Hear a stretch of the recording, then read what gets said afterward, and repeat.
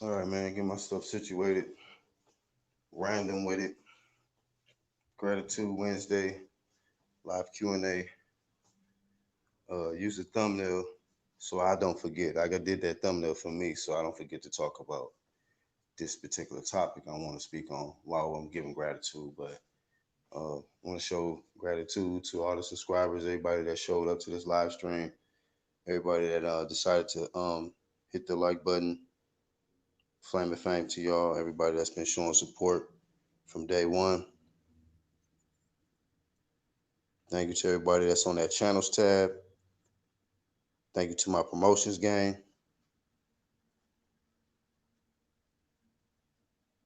Shout out to my playback gang. Flame of fame. You know what I mean? Flame of fame. We all Hall of Flame bound. You know, we're bringing this necessary flame.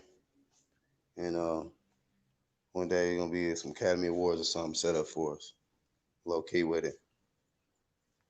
But shout out to everybody. I'm gonna start doing this more often. You know, you know how we do. We put out something, they try to steal it, but it is what it is. I'm gonna start doing this more often because it's necessary to acknowledge the people that come through and show support, the viewership, people that support me behind the scenes, man. I appreciate y'all. You know, shout out to the ones that have been solid with me from day one. You know, I got some people that I know on this platform that's just been real since the day I met them. You know, and that's very rare. You know what I mean? But so gratitude to this platform for allowing me to really meet some genuine cool people. You know what I'm saying? Even if you got a few um, holes and trolls that be in the way here and there, but you meet some solid people along the way. But yeah, gratitude, man. Gratitude Wednesday, just off the top, off the top. Well, I'm about to be shaking and moving in a minute, but I'll definitely drop a link if the homies want to jump on and say something while I'm moving around, and then might be able to get my bro on. Not sure yet. But while we still warming this up, what's up, IBT? And it's about 10:50 a.m. Central Time, so Grand Rising, happy rising to everybody tuning in, or afternoon if you're watching it later, or in the evening. Good evening to you. Chin Smoke, Rocket,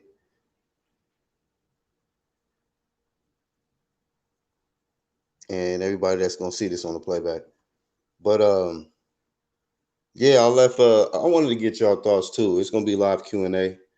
We're gonna have to click up here if they got time, and y'all can just shoot the questions based on whatever category of whatever it is, whatever questions.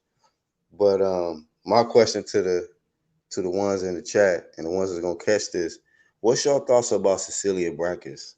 We're gonna go to the women's side of boxing. I seen a recent interview. I got to go back and get the link to it. I always try my best to get the promo part of it squared away, but I will get to it. I just did this off the fly. But what do y'all feel about brackets? Like when they asked her about Carissa Shields and saying that she says she's the GOAT, her comments is more like, well, it's a lot of talent and it's really hard to say that and all that. And she has a point. Like it's still a lot to be done in women's boxing for somebody to get himself that title, but you're not trying to take that title away from her. You're not trying to change anything about that.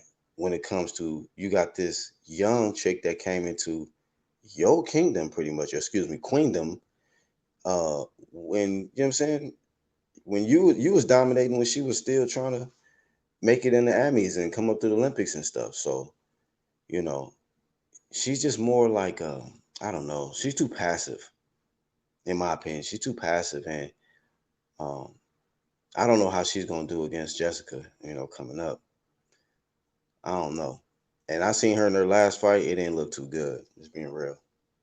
Then she didn't look too good. So I think age might have caught up to her. She slowed down, and you got a lot of young ones coming up, young women coming into boxing. They hungry, and they trying to get your head on the stake. Like, you know what I mean? Like, who's the best? Who y'all say it was? All right, give me her. That's how Carissa attitude is. She like, oh, who? Chris Hammer. What? I used to listen to Hammer back in the day. Like, watch out. Where's she at? Sign me up. Shoot, I'm gonna show you what who got the real. She was hitting her with them Lubin hammers. Shout out to Lubin. Hopefully he about to do something pretty soon. Cecilia is right in my opinion. Shields ain't been around long enough for her to take that title. Brackets has an incredible amount of title defenses, and and she's been undisputed at welterweight for over 4 years now. Yeah, that's all true, bro. That's all true. I just be like, she turned down the opportunity to fight this woman. Like, she literally ducked it. I was following it. I'm like, man, dude, why would you talk like you really about that life with her, and you saying I would really love whoop de whoop, and now you don't have no urgency for that. So I just feel like, hey, once you duck this person, she can say whatever she want. But yeah, you're making a good point though. I'm not disagreeing with you. It's just that I just critique the passiveness of her, and where's the energy what happened to that energy? She don't have it no more to be the one face, one name. She still fit, yeah. Old Steve Seagal head ass. But she can fight. I just think that she's beyond her time, low key. Got as many title defenses as a man who has the most defenses ever, Joe Louis. Yeah, well, after this, she will break it. Yeah, if she beat homegirl coming up, she'll break it. So let me mute this real quick, y'all. All right, I'll be right back with y'all, and then I'm gonna get this link dropped. But yeah, any questions y'all got, y'all drop them in the chat, and I'll get right back with y'all.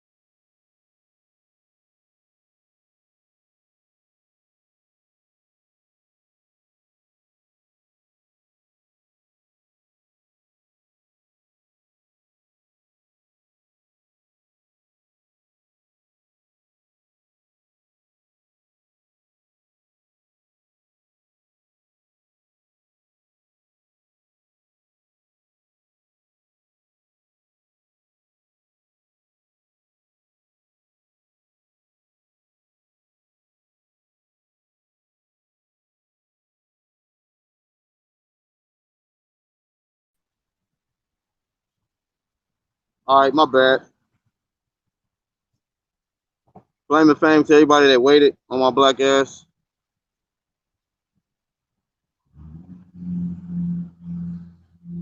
I'm God in them.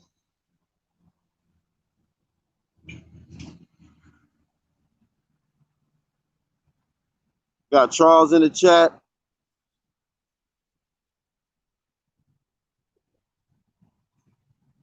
I knew that's what you meant, IBT.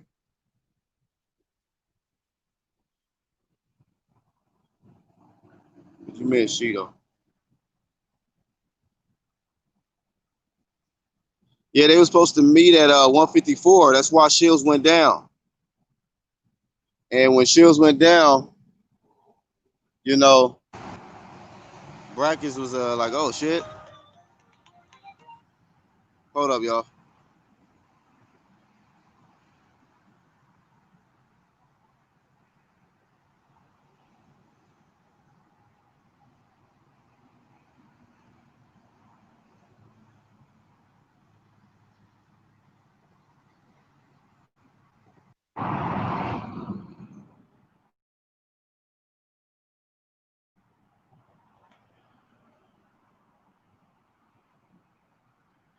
All right. I had to turn this ringer off.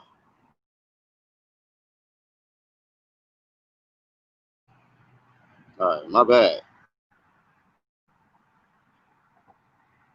Lisa says Cecilia is the truth. Her legacy is solidified. So you think she's the woke? I mean, her legacy is official. It is. Not gonna lie.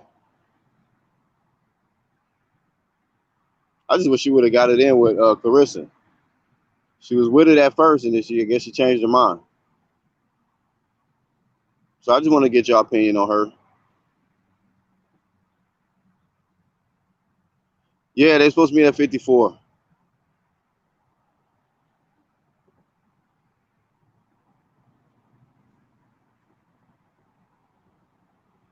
Shields already made 54 though.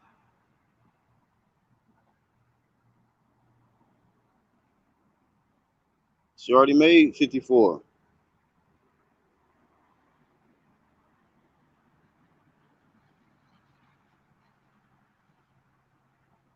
What's up, Cat? Toby.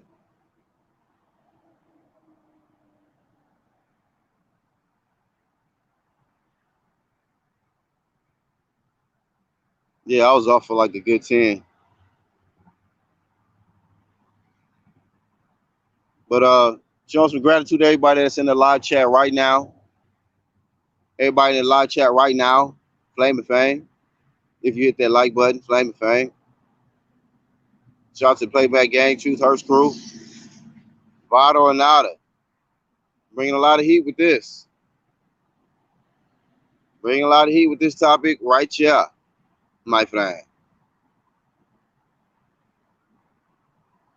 A lot of heat with this one right here, my friend. Vada or nada. Flame of fame to all the fighters is using Vada right now. And not hiding behind COVID.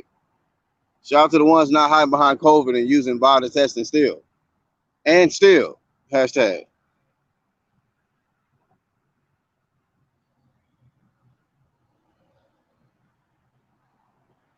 Oh, I'm tripping. Hold up. I'm supposed to be treating it like a barbecue. I need to be dropping links. Hey, I'm gonna drop one in a live chat. If it's somebody who ain't never been up here or even never been in the chat, don't jump on a live. Like, start somewhere. Start in the live chat first. Work your way up. Somebody jumped on last time, like, yeah, I don't know you guys. I just wanted to jump up and talk. Type first. Chat. Chat word. Let's get to know you first. Let the wrenches get to know you first. How about that? Then we can talk about whether you qualify to jump up on somebody's live stream that you ain't never met. All right, let me drop it also in the Hangout. One sec.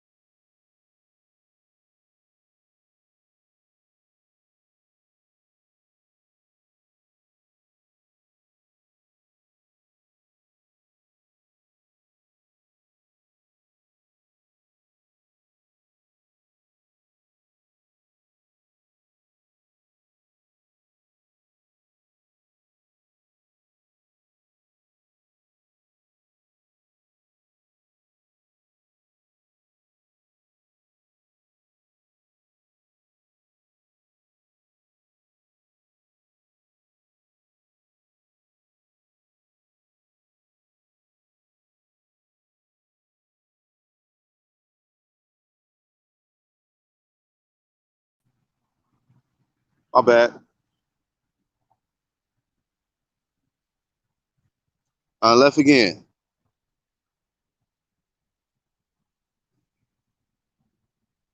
Felicia said Carissa's the GOAT because she coined the name. They are both great. Carissa did it at a faster pace. She did. She's the quickest at to win or to become champion in 3 weight classes. She broke Lomachenko's record. I forgot how fast he did it, but then she did it faster than him. So that's maybe why she feels strongly on that. That's why I feel like it's such a good debate that these two should just fight. That way we know for sure, like, okay. But still, even with that, you gotta still factor in Cecilia Brækhus' accolades. I'm not gonna act like she ain't had multiple defenses and been undisputed first and all of that. Like that stand for something. So, but yeah, I bet you Layla Ali come out of left field like, wait, hold on, I was undefeated. I was knocking people out too. Shit. So, you know how they say. It's a good debate either way.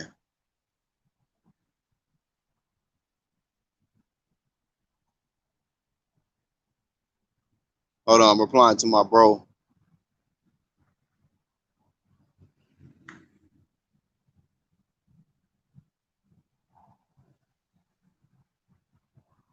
Oh, I don't know him then. I think he said something like, it's me, P. I'm like, me, P. I'm like, who? Me.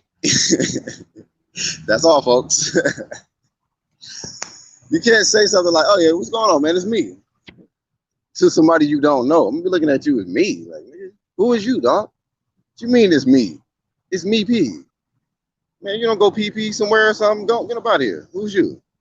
So no disrespect, but I don't know. I guess sometimes the people that be from other countries, they be just approaching wrong. But chat word.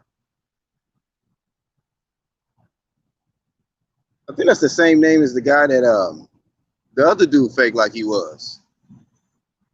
Hell nah. And I'm glad. Yeah, get him out of here.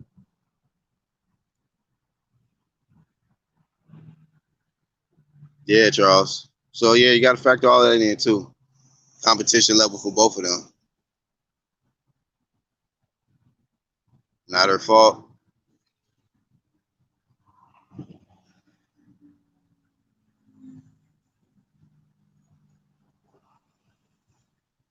Better competition than lower weight. Wow, so she get a point there then. Shout out to Red Glove in the chat. RGM, what up, bro? What it do?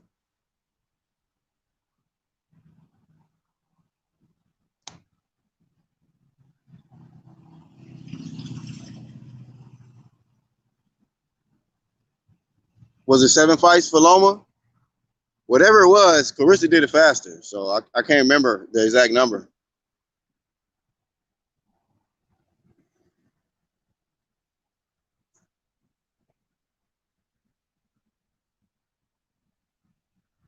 Cecilia had many title defenses, yeah.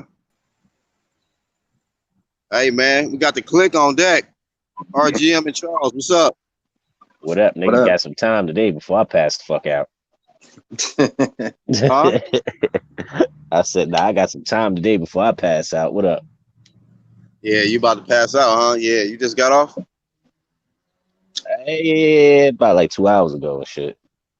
Shout out to Charles. Always, he's either always working or spending time with his kids. So It's there's a one of the hard two. working man right there. Yeah. Role My model nigga Red. promotions, man. What up, though? What's up, though, Red? Yeah, man. What's up? Not much. Just been dealing with a bunch of BS. Oh, Like shit. This whole tone change my just dealing with some bullshit. What you say? my Wi-Fi never wants to work anymore. Then it started working for a couple days, and then um like I guess it's like the outer bands of one of these hurricanes came through yesterday, and transformer blew up. Then they came to fix it. They ended up blowing up another transformer. It's just been it was like I had to go.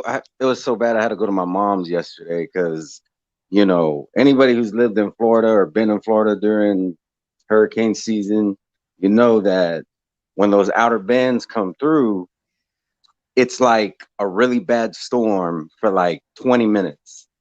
So like later, the sun was out and it was like hot as hell. And I waited and waited, and when I called the electric company, they gave an estimated time of like 6 hours later or something like that. So I was like, fuck this. So I went to my mom's for a little bit. So yeah, it was last couple of days, especially yesterday, has been just bullshit. That's Florida for you. Yeah, That nigga. hot ass weather and all that rain. I hope y'all are doing good though. Yeah, we here, I man. can't We on complain. We live, good, so man. I mean, we good enough to be here on live stream and shit. Yeah. And you know this. But Charles, yeah, he about to be passed out in about 10 minutes anyway. I think I'm a rider. I'm I gonna am mute gonna real quick. pass I'm out about to get in the car and switch to the Bluetooth. But let me mute real quick. somewhere down the line. My black ass gonna just hit a wall. Just poof. It'll be a wrap. I'll be watching Sports Center, or Sports Center be watching my black ass. One of the two. But other than that, what up, Red? Not much. Only other new thing for me is some of y'all might have seen the video. My girlfriend last week got me an autographed boxing glove of Roberto Duran, so that was pretty cool. You know, I ain't Oh, never that's what's owned. up. Yeah, I ain't never owned nothing that was signed by a legend. I've had little autograph things here and there, but yeah, so that's exciting. Um, Other than that, just been trying to find time to you know, make videos when I can and show support to y'all when I can. Ain't nothing wrong with that, man. Shit. Yeah. Family first, nigga. Yeah, and Black, That video real shit, quick. spare time. Yeah, but I gotta ask Black because I came in not at the very beginning, but somebody tried to get on or something, and you asked who they were, and they were like, "It's me."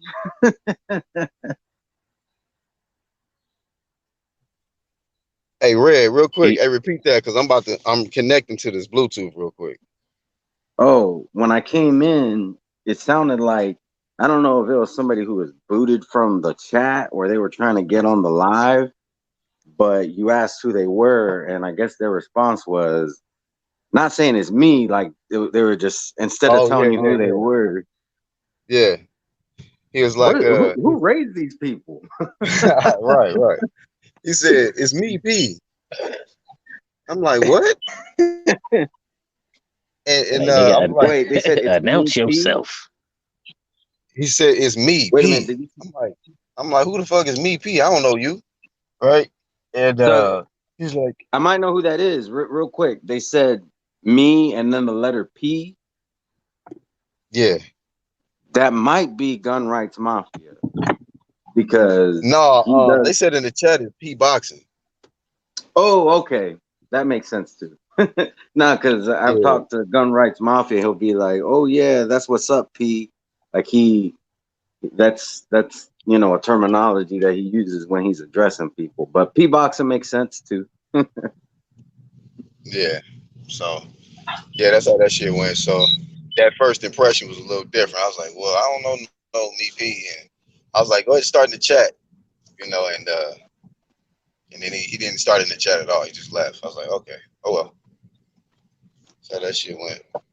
Yeah, Black, and I see you throwing shots at my nigga Tiafimo, man. I'm trying to tell you, man. Nah, go ahead, cook on that, bro. We want all that. Yeah, man. My boy going he taking his ass, man. He gonna take the motherfucking belts off his hands. They gonna end up coughing up some bread. It ain't over. I strongly feel this fight's happening.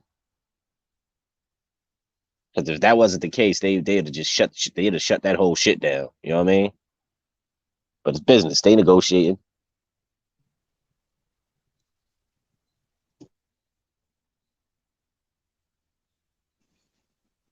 So that's your case for Tio. That's my shit. Loma ain't even signed the fucking contract either. I heard he did, but I'm All gonna right, be my honest. Nah, I they said he's supposed to sign this week. Supposedly, I thought he'd been signed. I thought he signed off. Oh, okay, yeah, that Hey, makes it different. real quick, we got 1-2 Kid in here. I'm having a little technical difficulty, so I'm gonna let him in, and y'all chop it up. And I'll come back in once I connect to this Bluetooth. Well, All right. 1-2 Kid must be having issues too because he just fell off. Okay, he came back. Is he 1-2, in? 'Cause what this up? is not even showing on. Okay, there Yeah, you I'm go. in. All right. What up, What up? What up? What up? What up, Red? What up, Charles? What up, Black? What up, Black? Just chilling, man. Just seen y'all was on here. I ain't getting no notification, and I seen it last minute and was like, oh shit. So I had to hop up on here. Catacor, how's he sacrificing a purse if he ain't signed a contract? Talk about Loma sacrificing his purse. He ain't signed that dotted line. Neither one of them niggas signed. So they ain't no purse. Unless one of these niggas is carrying a man bag or some shit. That's the only purse these motherfuckers is carrying right now until someone sign that goddamn contract. But if you're willing to dedicate a little extra bread to get his head knocked off, I ain't mad at it. Yeah, I just want to see the fight happen. What's going on, Lisa Bells? Do what you gotta do. Chin? Yeah, I just want to see it happen because he's gonna put Loma in a coma, and then all this shit gonna disappear. Eventually, it's gonna happen. We're gonna see it. I hope it happens soon before this man try to move up to 140. Yeah, you know what I mean? I'm trying to see Loma's toes pointed forward. Out. I want to see him do one of his dances. I want to see a crip dance on it. That nigga Fortnite it. That's what I want to see. What's going on, he fuck around, hit that nigga with the Victor Cruz and shit. Yeah. I mean, I think it's gonna be a great fight, though. This nigga changed his name to T.O.'s lawyer. I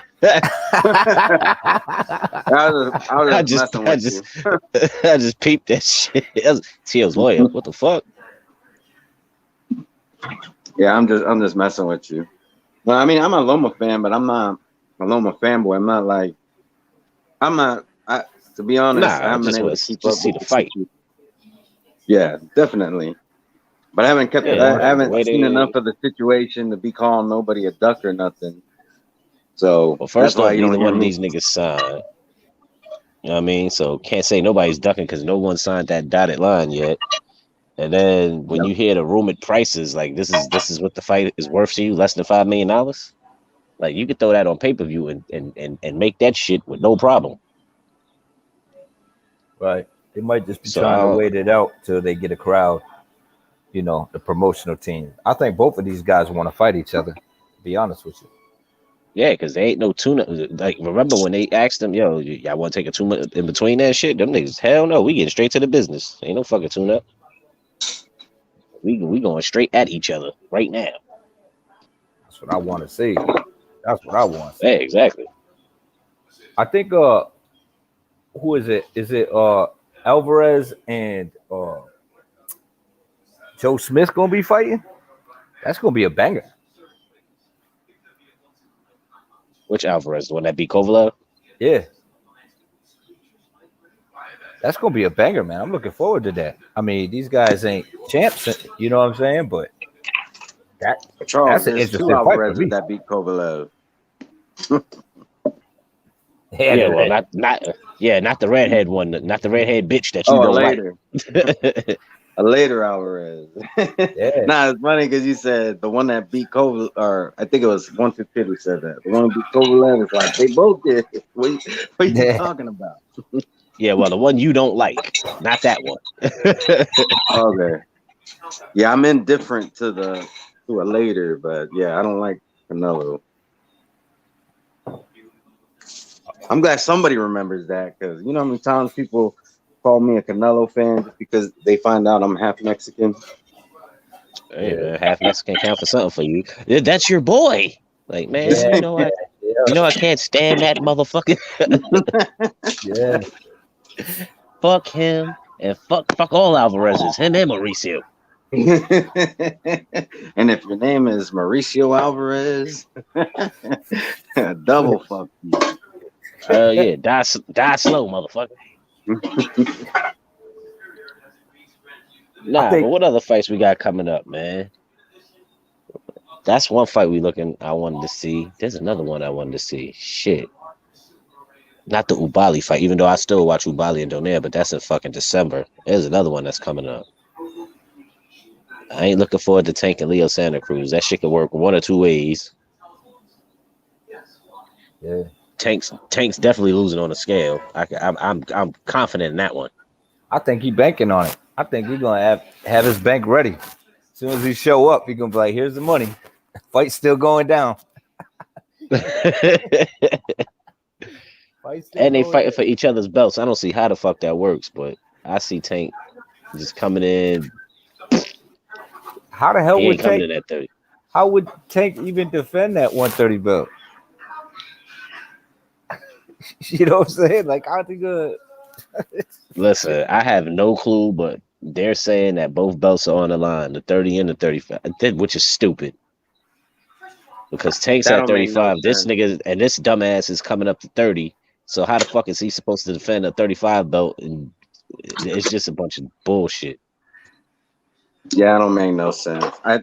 To be honest, I think that's just so like let's say if Tank beats him, now he's like, well, I don't have to fight somebody at 135. I can fight someone at 130. I got a 130 belt that I got to defend too. You know, he's already fighting smaller guys, and then he'll probably still bring them up to 135 to defend that 130 belt, which kind of defeats the purpose of being a champion at 130.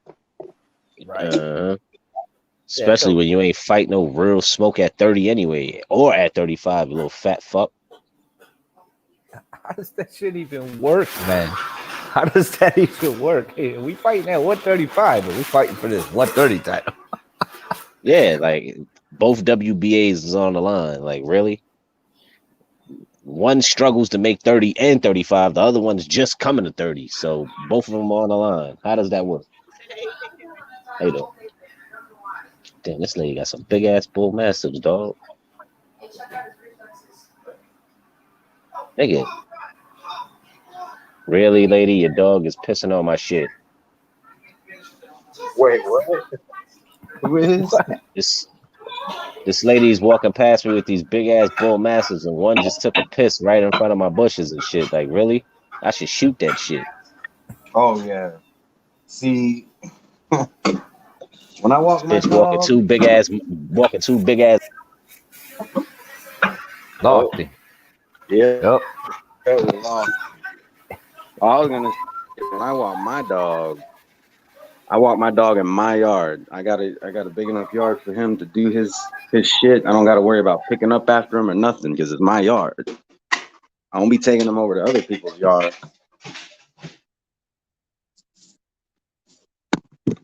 How you been, 1-2? I'm doing all right, man. Been busy. Been away from the computer a bit, so I'll be on my phone a lot, and I can't really get on the way I wanted to, because whenever I unplug my computer, I gotta defrag it. For some reason, it just gets all slow as shit. And then if my computer running slow, then it take like forever to defrag. So it's like, yeah, I'm like, God damn it. So I ain't been putting nothing out lately, but I'm gonna get back on it. Ain't really nothing to put out, man, other than bombing people. You know what I'm saying? You could just bomb people for days. I'm getting tired of picking on people, though. I'm just like, I'm hyped to watch some fights. You know what I mean? That's what I was thinking about. That's why I was like, I think that Alvarez, Joe Smith, I think that's gonna be a good fight. I think Alvarez might pull it off. He pulled off. He could probably find himself in with a Bivol or a Beterbiev, and he's a problem for anybody. You know? Yeah, that would be nice. That'd be nice if they were to make either of those fights. Shit, I wouldn't even mind seeing a Joe Smith and Beterbiev fight. You know what I'm saying? Yeah. Because the guy got a puncher's chance in all his fights, man. And that's what I mean. It's like, shit. I don't know if Bivol gonna fight him again, though.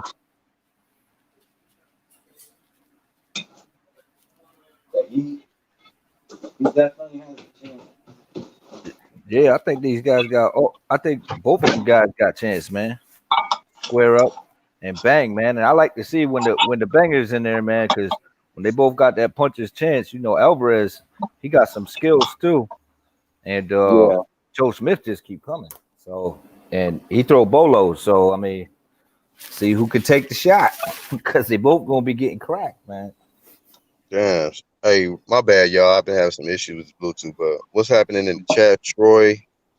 Everybody that's tuning in, and I meant to respond to you what you were saying, Charles, but I'm sure y'all went past that topic already. Which one?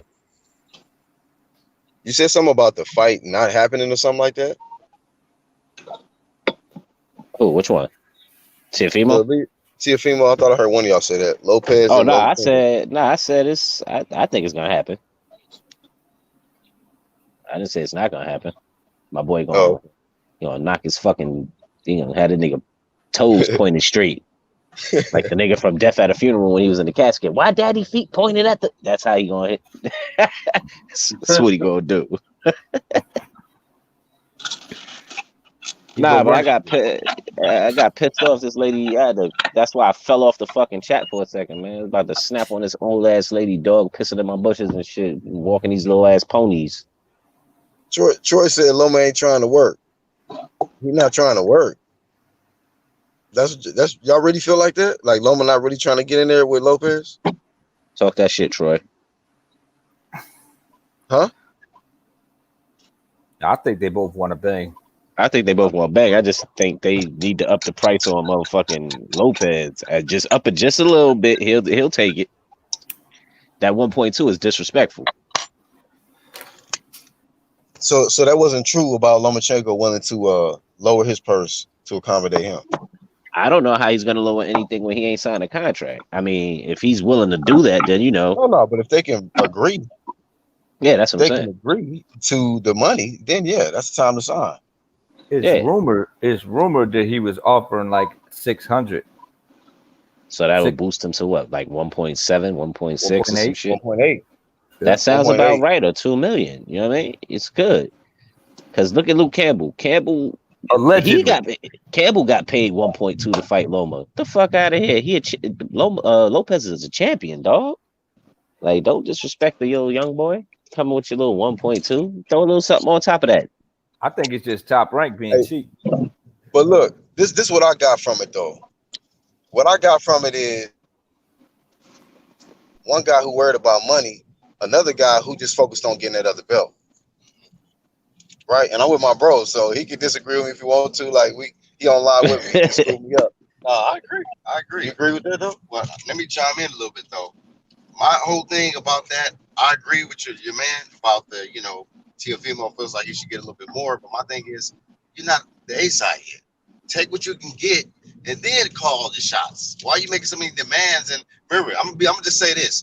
I don't know the Japanese dude, Asian dude that he fought, but he lost to that dude. So he got a lot more to prove. So all I'm saying is, I know what Teofimo brings to the table. I got mad respect for him, and I even knew he was gonna beat up Comey. A lot of people thought Comey was gonna get him, but I already knew he had that dynamite power and those skills that could be trouble for a lot of fighters. The only thing is Teofimo, he struggles with pure boxers. So if he can beat Lomachenko, then say what you're gonna say. Say, hey, pay me my money. But you're not even that big guy yet. You're up and coming. You look promising, but he struggled and he looked real bad against that Asian dude. If it was up to me, if I was the judge, he should have a loss on his record right now. But it is what it is. So make right with what it is right now. But that extra money, talking about make these demands, I don't feel like he's in that position yet. But what y'all feel on that, bro? They negotiating, man. It's a title fight. It ain't like he walking in there as a challenger. He's also a champion. Also, like Campbell got 1.2. Like I'd be damn. I'm getting paid the same as a fucking challenger. Throw me a little extra. Yeah, I feel you. Yeah, and hopefully, if that happens, that's cool. But all that's gonna show is that this guy is more worried about money than legacy. And Lomachenko is more concerned about the legacy than the money if you're willing to give up more money to get that extra belt. That's going to raise up his profile even more. Like, damn, I got the other belt. Like I told y'all, he still got to go get that Haney work when it's all said and done. Either one of them got to get that Haney work when they win this fight. If they want it. I said either one of them got to go see Haney if they want to be undisputed. Whoever wins this fight between them two got to go see Haney. Right, we ain't gonna skip past that because we know Haney is the real WBC champion. So, yeah, that's the real shit. They got to come back and see Haney. So, and I don't have no problem with that.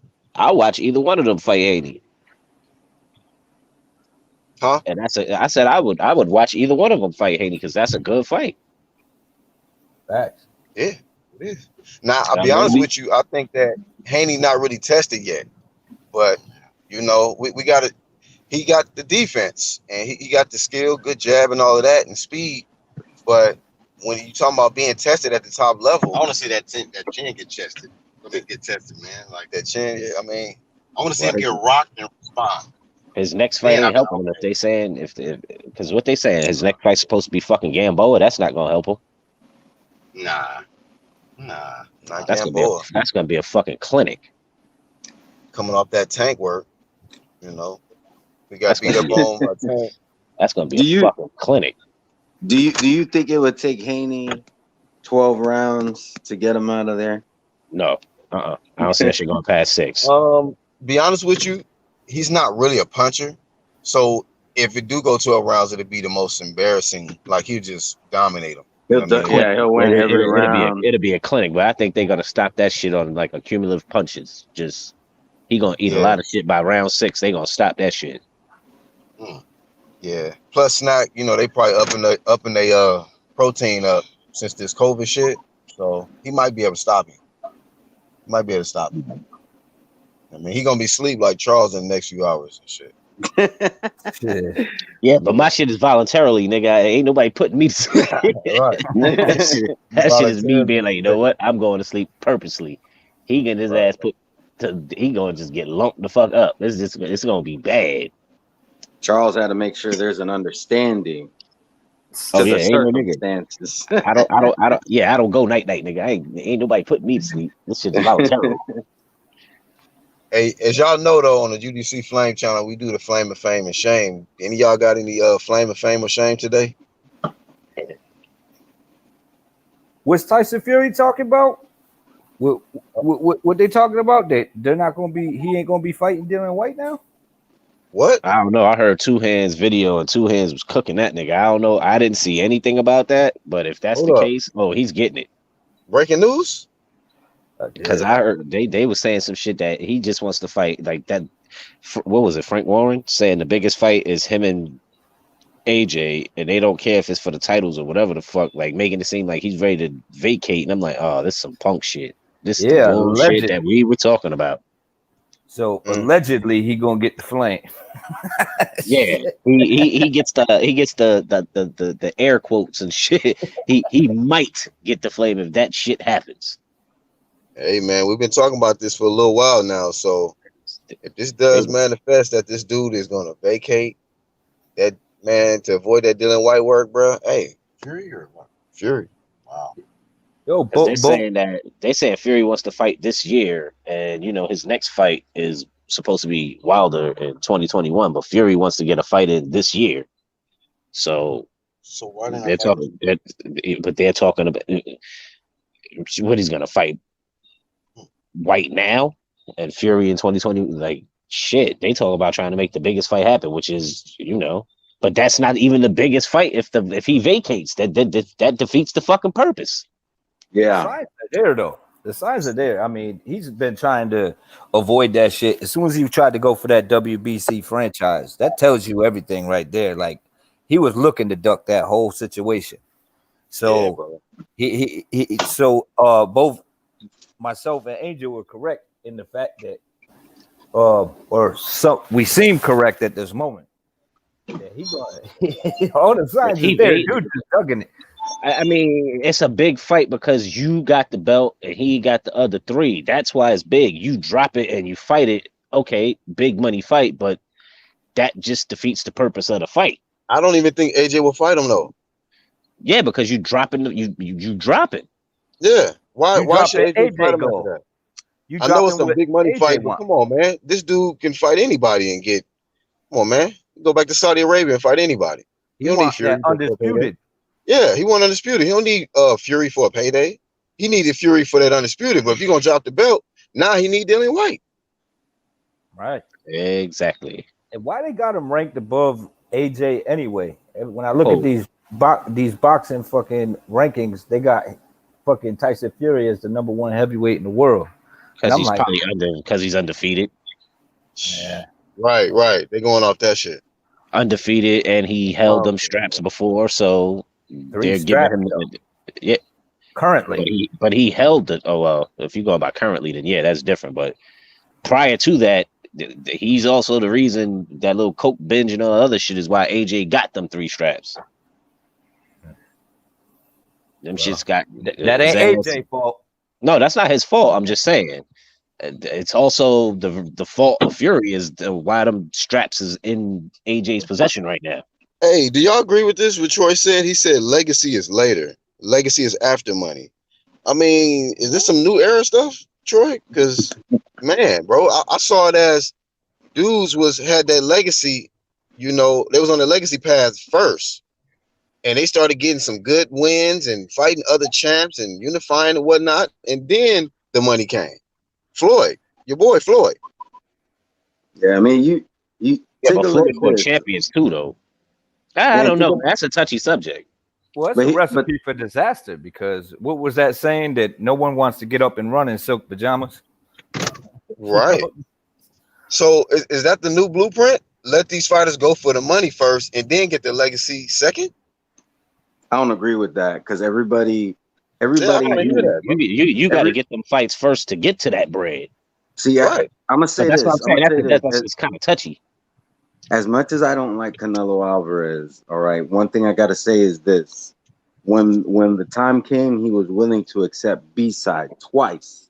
He accepted it against Floyd Mayweather Jr., which we all know he lost, but then he accepted it against Cotto. Yeah, Cotto, that Yeah, the but purse Cotto was was 70. also, but those were two established fighters, though. First off, you definitely beside the Floyd, and when you fought Cotto, if you gonna look at resumes, Cotto put in work. Cotto Wait, put in Well, work. I don't. what? Legacy. How long Yeah. ago was how long ago was the comment posted? Because I'm of the impression that he was talking about Loma and Tiafimo. And let's be real, Loma is the most established person at the weight class. Now, like I said, I'm going off the assumption that that's what he was talking about when he posted that comment. Now, if we're talking about this whole thing with the heavyweight division, that's completely different. I'm just saying when it comes to the Loma and Tiafimo thing, 1.25 million, that's more than he, or 0.2, whatever it is around there. That's a lot more than he's made in any. It's more than double what he's made in any of his purses up to this point. Right. And we got to take into account what weight class we're talking about. We know when we're talking about the welterweight or the heavyweight or middleweight, potentially, because sometimes middleweight can be a little iffy. But we know that there's potential there to make ridiculous amounts of money. Yeah. Whereas at 130, 135, and 140 to an extent, you ain't gonna get those kinds of purses there. Tank's last fight, he got what, 6-7 million Well, around Tank that. is Okay, overpaid. like okay, he's overpaid, but just hypothetically, put that out there, 6-7 million, right? Mm-hmm. So you're willing to tell me a unification bout with Loma and Tio is worth less than that between both the fighters? Because No, remember, Loma's I'm not getting 3 saying that point it's worth. whatever, and they're offering him 1 point whatever. So you mean in total, this fight is worth $5 million? See, to But me, that's the problem. see what the fight is worth and what the public is. Because you got to remember, it's all depending on us. Who's willing to buy the pay-per-views, or how many people are willing to watch that over whatever else is on TV? Or is this enough to take my attention away from Netflix right now? Is this enough to take my attention away from, And I believe it is. I do too, but it But has to I don't be even think the it's. public as a whole. But I I don't think even. I think a lot of these boxers are underpaid, overall, generally speaking, because they are putting their life on the line. But What? in the context of like what the market value is, that's different. And the reality is this: if Tank got paid $6 million, it's not that this fight is worth less than that. But Tank against Gamboa had no business. He had no business making that kind of money. He should have been making way less than that. He should have been making $500,000. Like, that's how I feel about it. But my thing is this. All right, what would we consider a flop on pay per view? Like 150, 200,000 is considered a flop. What was it? Bud and Khan, right? And that was a fire card too. It was a fire card, but it flopped, right? Yeah, it was like what? 180. I think the 180,000 buys is Somewhere what I around heard. there. But and how much was the pay per view? Like 70. I don't I remember. think it was Five- 80. five- I don't. 59 or something. I don't know. Yeah, okay. Now 185 buys times 80. You're still getting more than $5 million out of that. So even if the shit flops, they're making their money based on what they're supposedly paying these guys. Loma My only gets thing 3, is I don't. Loma gets 1.2. If My you only can thing get, is if you can squeeze 185 at 70 or the shit 50, you're covering the shit without a live gate and then some. Hey, put it like this: your boy, when it comes to this Lopez topic, man, and I want to address this comment right here because this is kind of I want to see if this is a fanboy comment or is he making some sense. Let me Hold on for a address it. He second, said, Black. Yo, Troy said he wants to jump in. oh, "Okay, I dropped the link already in the chat, but let me drop it again." Yeah, that's probably earlier and shit, so he probably doesn't even see Yeah, it. we need Troy to come up and address that comment. That shit. Let me see. That's my boy, but hey, Money before legacy. I mean, that wasn't Floyd. That wasn't Cotto. That wasn't all of these Shane Mosley. These guys fought big, competitive legacy defining fights before they actually got them big paydays like that, if I remember correctly. So, hey, maybe Yeah, but I need to be was, corrected on that. yeah, but you gotta think now and the eras then. I mean, because this comment, that's why I said it's touchy. It depends on how you're looking at it. like this comment, right? Let me see. I'm on the move, so legacy first will get you killed. How? Like all these other guys are just fine, man. Most of them, they working on not working on defense will get you killed. How about that? But working on legacy, man, is basically raising up your resume, is raising up your profile, man. And then he said Lomo's not a household name. He not? People don't know Lomachenko like that? Yeah, but he's not out here selling. I mean, look at his last fight was in the theater in Madison Square Garden. He didn't fight on the main floor like AJ did. He says at a theater. But household, I'm not talking about a theater. Household name, not theater name. Yeah, but is he gonna put butts in seats? Because that's the one reason why Loma. That's the one reason Loma didn't want to fight in New York, which was stupid. Because New York is one big melting pot. You got hella Ukraine people. You would sell out the bar. You could potentially sell out the Barclays. I mean, I hear you though. I hear you. No, I'm just talking about just from a standpoint because there's no leverage. Okay, he's from New York. Okay, that's cool. But look at the turnouts that happened for the Ukraine, the Mexicans. Look at when fucking Trinidad used to fight out there. He's from Puerto Rico. Send it to his phone. All right, let me text Troy the link because he ain't getting it from here. All right. But you know what though about that whole subject right there, Charles D. Now you just said Lomachenko, right? And then you said Bud Crawford, dismal numbers, right? Mm-hmm. Who promotes these guys? Oh shit, they're under the same bet. Well, yeah. What I'm trying to say is this dude even doing his job as a promoter.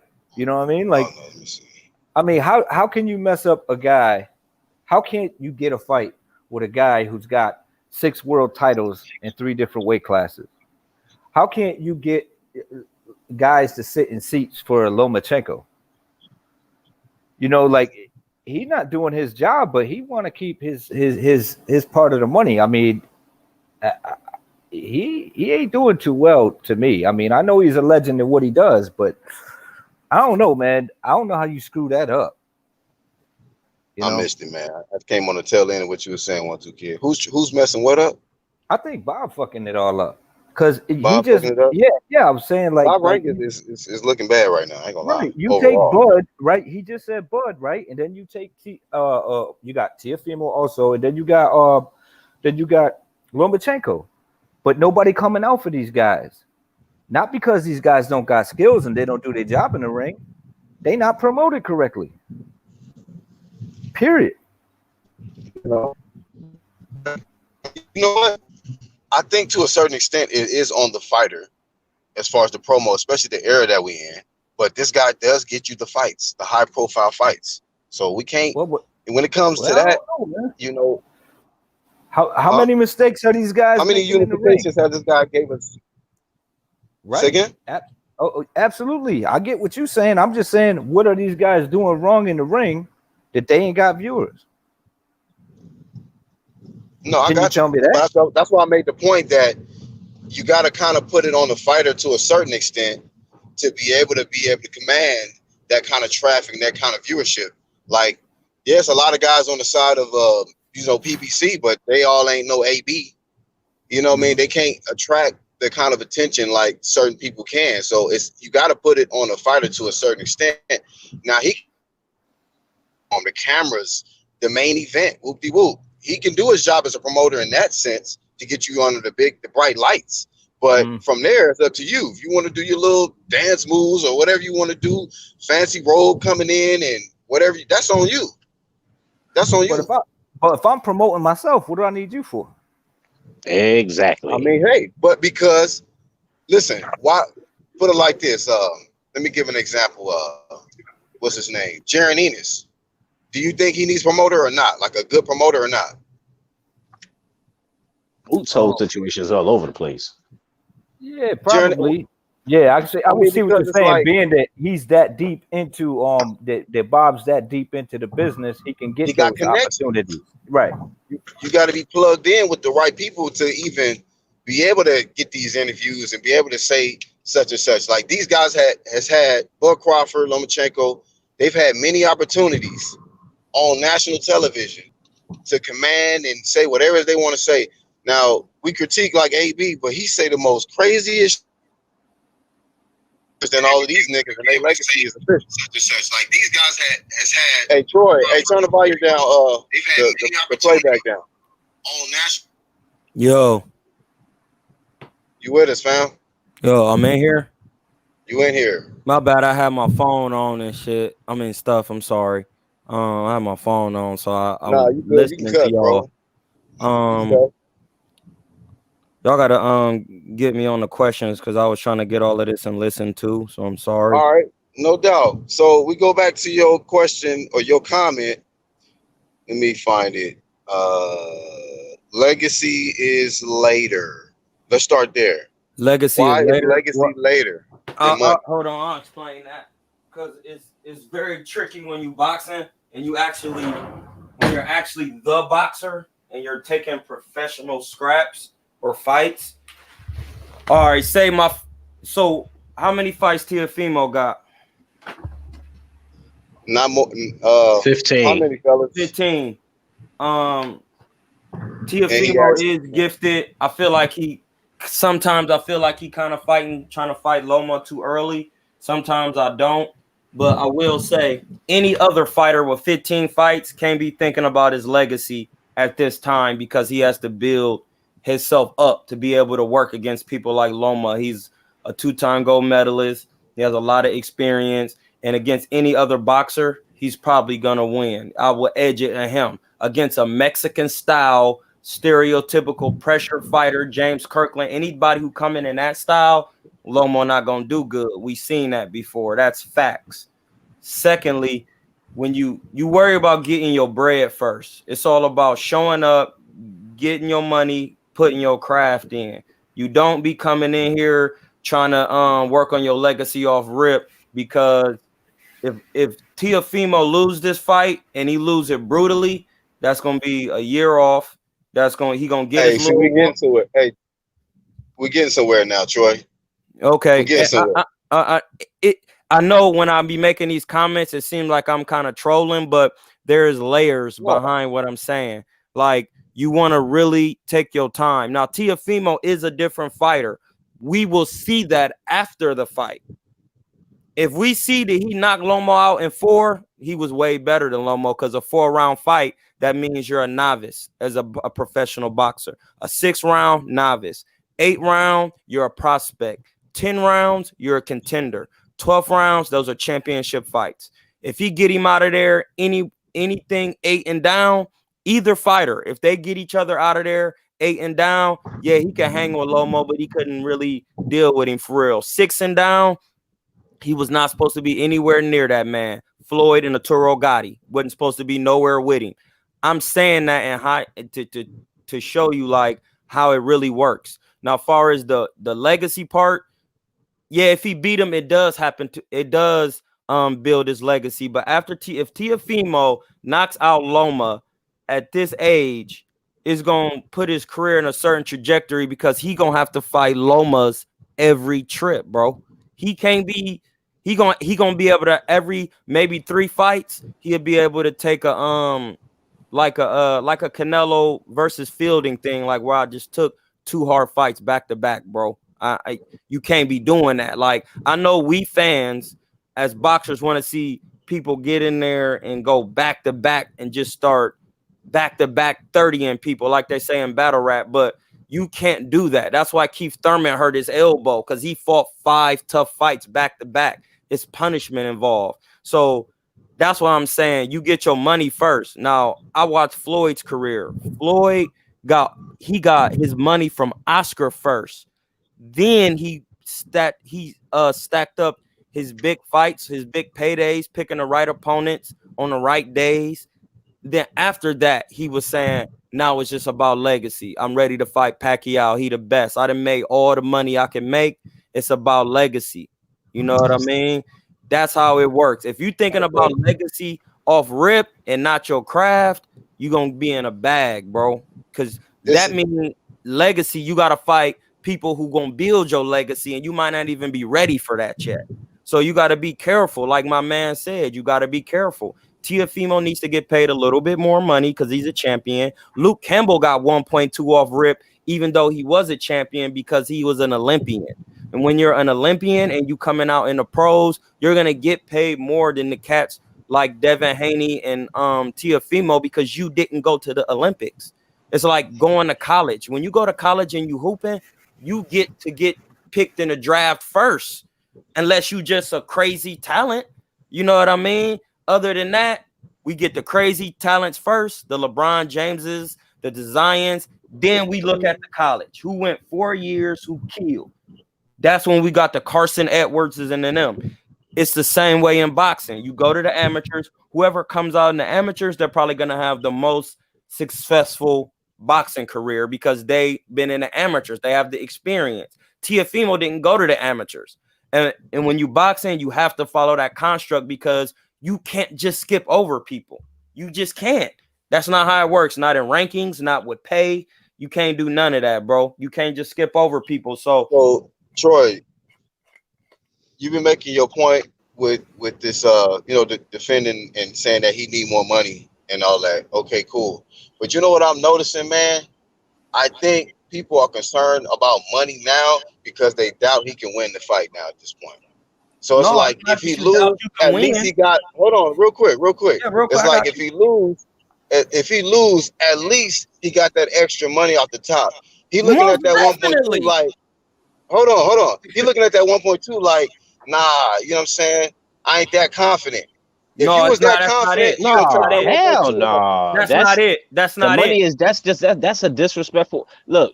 That's not my man is about to say the right thing. Lopez is coming in as a champion. He's not coming in as a challenger. And he's coming in to fight a fucking Olympian, bro. I need my guap. Yeah, dog. Like up it a little, just up it a little bit. Like like that's you gonna give me 1.2. I'll be damned if I'm a challenge. If I be damned if I'm a challenge. I'll be damned if I'm a champion and I'm gonna take the same pay as a challenger. Yeah, that don't make no sense. The fact that you're asking me to fight an Olympian, I need to get more money off rip. We gonna put the champion stuff aside. We're gonna say the fact that we'll take Loma out the situation. We could put anybody in here. Put Errol Spence in here. First of all, people wasn't trying to fight Spence because first he wasn't a champion and it's a hard fight due to the style that he got. Secondly, now that he a champion, hey, blood, you want me to fight Earl? I need that guap. You want me to fight Loma? The reason why they can only pay Tiafimo a little bit more because Loma is not a household name, bro. You got to remember, they keep trying to listen. If you're going to hype somebody up, people want to see him in there with a tough fight. They want to see him make tough fights look easy.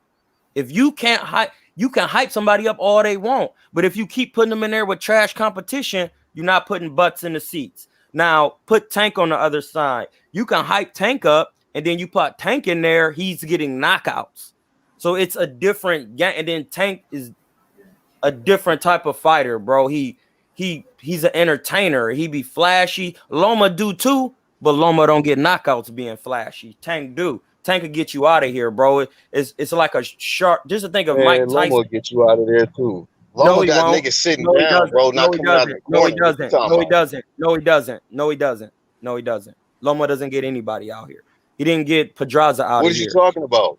He's not a knockout artist, bro. Loma is not a knockout artist. His record. No, he's not a knockout artist, but he getting niggas out of there. Yeah. He's not. You want me to pull up his box rec real quick so I can explain it to you? I'll pull it up. I'm gonna give you the difference between somebody who's a hard puncher and gets knockouts, and then somebody who's we understand the difference. But he get people out of there though. Difference, and that's the difference between your pay too. That's the difference between your pay. Because you gotta remember, some of my homies box to this day, and they not knockout Floyd, artists. Floyd wasn't getting KOs, and he was. Yeah, but Floyd had to do coon, kind of like coon shit. He had to be the villain. You heard what these niggas be saying. To be black, you got to be the villain. You got to do crazy stuff to get them people in the seats. Because in America, we don't have a country that's gonna back us. Wait, which Floyd we talking about? We talking about 130, 35 Floyd? Because at that point, Floyd was there. He's putting paint on him. Yeah, it don't matter what Floyd you talking about. Floyd had to be the villain. When he understood that, that's when he broke away from Bob Arum and them, and he understood how to be the villain to put butts in the seats. You know what I mean? But any other fighter in America, they really don't have to. Now I'm talking facts, and I'm not on here to play with nobody. I'm talking facts. Now you talking about a Kovalev, he from Russia. You talking about Lomachenko, he from Ukraine, Russia. All these fighters, Canelo, they have countries. And we talking about America, like it's different. You have to do certain things to put butts in seats, bro. It's about butts and seats. You know what I mean? And that's why Floyd did what he did. But Lomachenko ain't gonna have to do all that. But he still gotta work though. People want to see fights. He don't be really fighting nobody for real. Like he fought Luke Campbell, he fought Linares. Those are the best fights he ever had. Them and Linares has already been broke down before. He's still a worthy champion. But Lopez has though. He been fighting everybody. Lopez fought one champion and got him up out of there. Yeah, Lopez. Hey, hold on. Hold on, real quick, Charles. Say that one more time. One more time. He fought one champion and got him up out of there. That's all I want to hear is one. So that makes him number one because he fought one guy at the top level and got him out of there. So that definitely overrules everything Lomachenko did. No, I'm not saying so much money. I'm not saying it overrules anything, but all right, I'm on Loma's box right now. Pay the man. Don't pay him what you would offer Campbell. I'm just saying. I'm on Loma's box rec right now. He got his first fight against the Jose Ramirez, which was y'all like Lopez. I get it. Man, you know what? I like somebody you don't like, you be telling them like, man, take that guap, man. Get your ass, take that money. You better take that money for you not get that opportunity. I don't think y'all like him. Shit, I love Deontay Wilder, but I didn't think he should take $15 million to fight AJ. Tripping, bro. Like that's you crazy. Want that man to be undisputed and get lifetime generation. It ain't about that. It's about I put butts in seats too. You said it's about the money, remember? Yeah, it's about the money, but at this point, whatchamacallit's legacy is already sealed. As far as Wilder, he got 50. He was like 49-0 or 40 knockouts. That's never been done. Undisputed don't seal the deal right there. Undisputed seals the deal. Yeah, it do, but that's so hard to do, bro. Because listen, Canelo was hard to sign a contract and get paid. They stripped him. Listen, I'm gonna go over Loma's resume to tell you why he's not a knockout artist. Listen, first fight, he knocked dude out. Second fight, he lost. Third fight, majority decision. Fourth fight, unanimous decision. Fifth fight, KO. It was probably a Rodriguez. He did KO dude, but that's within the first 1, 2, 3, 4, 5 fights. His next couple fights were stoppages or KOs, like the referee coming in stopping it, because you can't deal with him technically. Like it's different. You make the count, or the referee be like, "Hey, no, he can't do it. He can't." That's a TKO.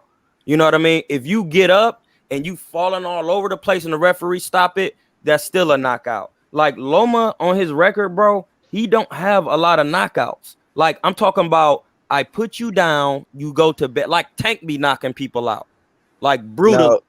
Now, real quick, can I interject something? Do your thing.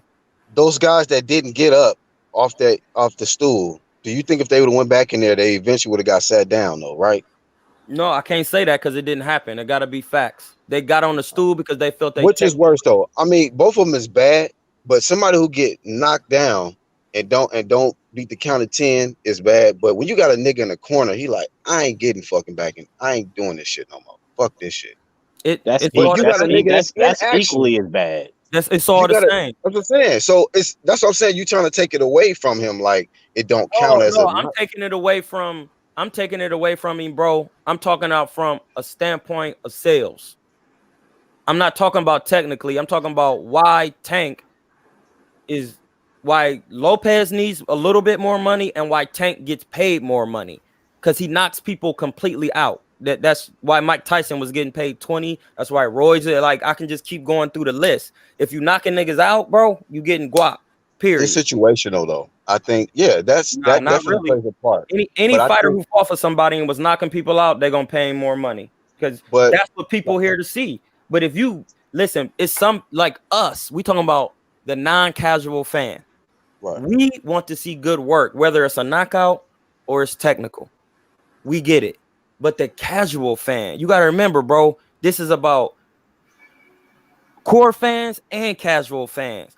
But you don't make money just on core fans. You make money on being a household name. Gervonta brings out them people, bro. It's just because he gets the knockout. It's really that simple. Loma ain't really fighting nobody. Tio ain't really fighting nobody.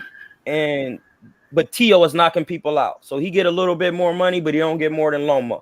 And they still need to scrap. I tell you like this, though. Let's just say, for instance, the fight don't happen and he end up fighting somebody for, say, like 300, 400,000, man. Flame Shane off top. He's getting that. I'm telling you like this. Like, I wouldn't say this that. Dude, if he no. I'm saying that if this fight don't happen because they don't want to give him a little extra bread, which I don't see what the problem is. But if he goes and pulls a Danny Garcia, like, you know what, I ain't fighting this motherfucker Errol Spence. He gonna fight somebody for less money if he don't take the fight. That's what's gonna happen. Danny Garcia did the same shit. He fought Granados. Oh yeah, he did that shit with Crawford. He didn't want to take the $3 million to fight Crawford. Right. Yeah, because I didn't have money to fight Bud. Nigga, I don't care. Listen. What, nigga? You don't got a belt. Less money to fight a regular nigga. So that's what's gonna happen. Lopez gonna fight a regular nigga. And y'all gonna defend it. But you can't pay me $3. Listen, I never seen $3 million. You still can't pay me $3 million to fight Bud, bro. And he my guy.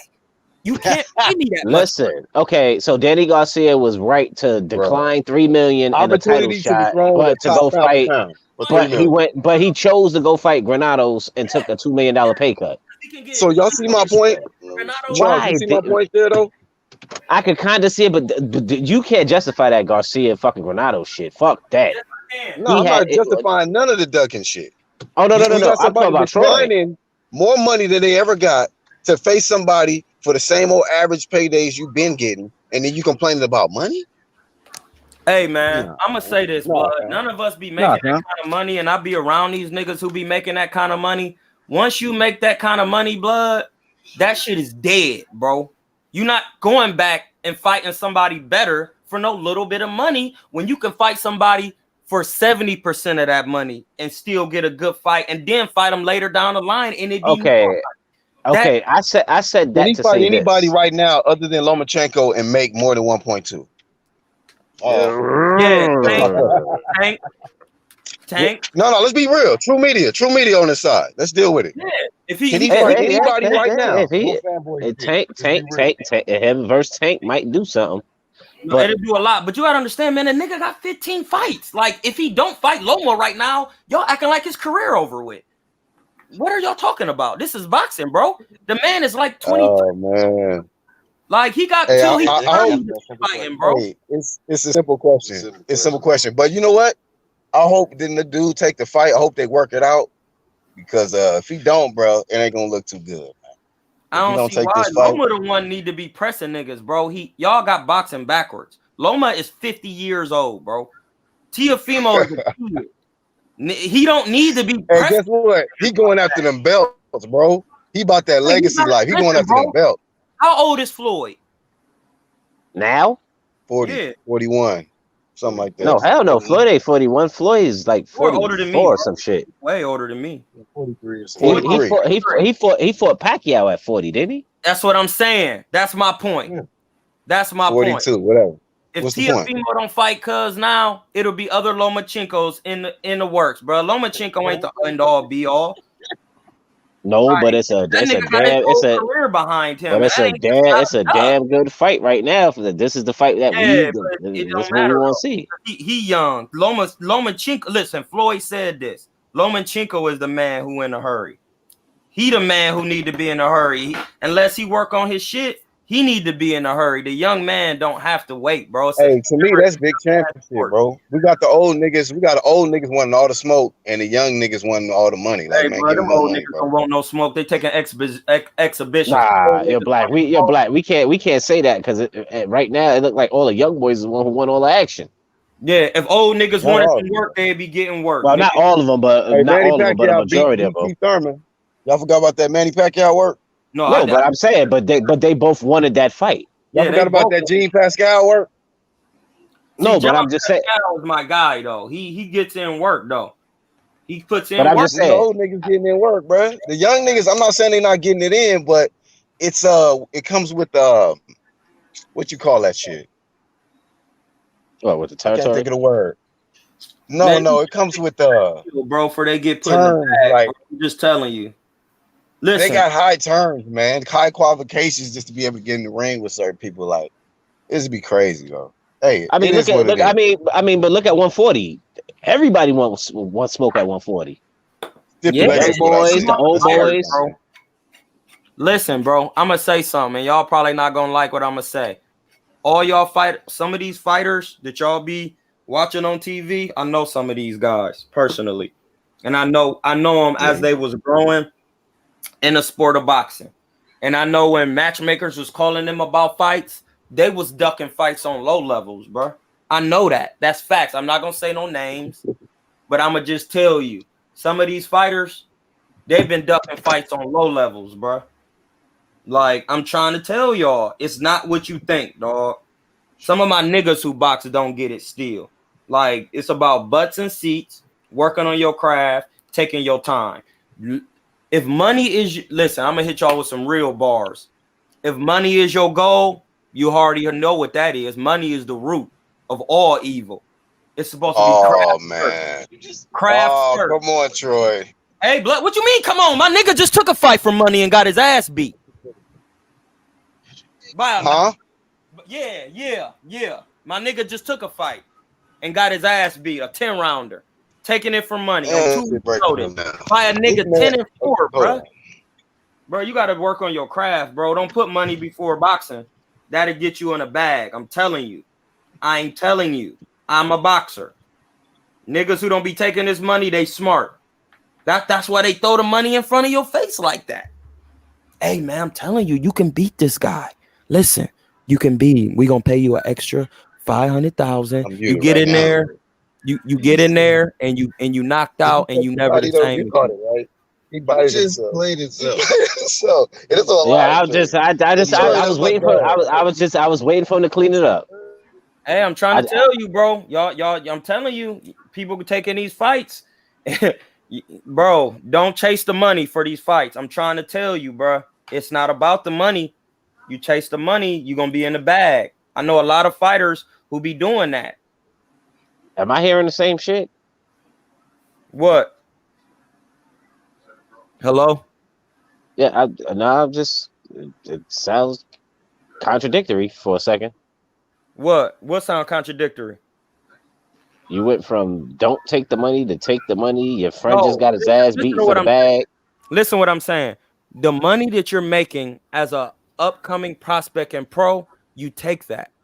You make sure you get all your money up through the front and through the back. But you working on boxing first. But I'm not saying you come in the door and just say, give me whatever, give me anything. Come on, man. We talking real business. Don't be stupid on the channel. We talking real business. I never contradict myself. Then after you done put in your work, you say, hey, I done put in my work. I done made my money. It's all about legacy now. I want big fights. Look at Mikey Garcia. You see what I'm saying? Like, he got paid, but now listen, I'm only here for big fights. My legacy. Staying undefeated, taking big fights. Sean Porter done made his money. That's my guy. But right now, he not concerned with the actual championships. He concerned with just getting big fights, putting on good shows, and making his money. But you don't come in off rip. My bad, y'all. I've been in a bad area. I'm back. You do not come into boxing off rip worried about no cash because you will be in the bag. Yeah, but Sean Porter's fighting some nigga named Formella.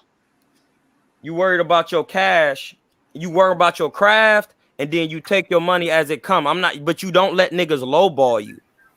But after you get your money and you own a certain, it's like, it's like working a job, but then your passion is this. You work your job to keep you afloat.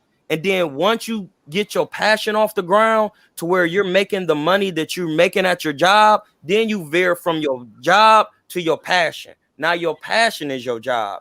You don't come into boxing looking to make money off boxing. Just because a nigga dangling a couple million in front of your face for a fight, bro, these is punches. And I know y'all don't understand that, but these is punches you taking. You don't be the same after that. And I'm not going to sit up here and disrespect Loma to the degree to saying he can't ruin you in there. I didn't ruin people in the gym. Forget pros. I done seen Dre ruin people in the gym. Like, if y'all don't believe me, Dre will tell y'all the same thing, dog. Make sure you get your bread that you deserve, but you work on your craft first. The money gonna come. And then the legacy is going, that's going to eventually come with the money, bro. But you can't just be going straight off to the money off rip.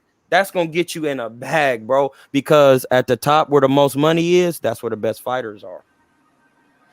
Teofimo, like you said, he ain't fought nobody. You can only pay him a little bit. But he can't be asking for too much. Remember, I said this on our last chat. Flame, give him like 2 million or something. That's cool. Yeah, he's cool with that. That's that's my only thing. But remember, he can't take no 1.2 after the taxes. That's a third. After paying and paying his trainer and everyone else, he only getting 500,000 from that, bro. If he's lucky. If he lucky. So that's why he asking for his money, because they lowballing him off rip with the price. They know the range. We can pay him 1.2 or 2 million. We gonna offer him the 1.2. If he don't bite, I'm gonna take the 800 off at 800,000 off top because I'm the matchmaker. Oh shit, he ain't biting. He ain't stupid. What should we do? We'll wait him out. He'll take it. Teofimo ain't stupid. Hey, bro, I'm young. I got my whole life. If I take 5 fights, bro, I can make 10 million in 5 fights. Lomachenko will be done in 5 fights for real. Like, that's where y'all got to understand the business. Like, just getting in there with Lomachenko for a little measly 1.2. My man Tony Hirsch, he didn't beat some prospects before. You know what they said? They just blamed it. Oh, he had a bad day.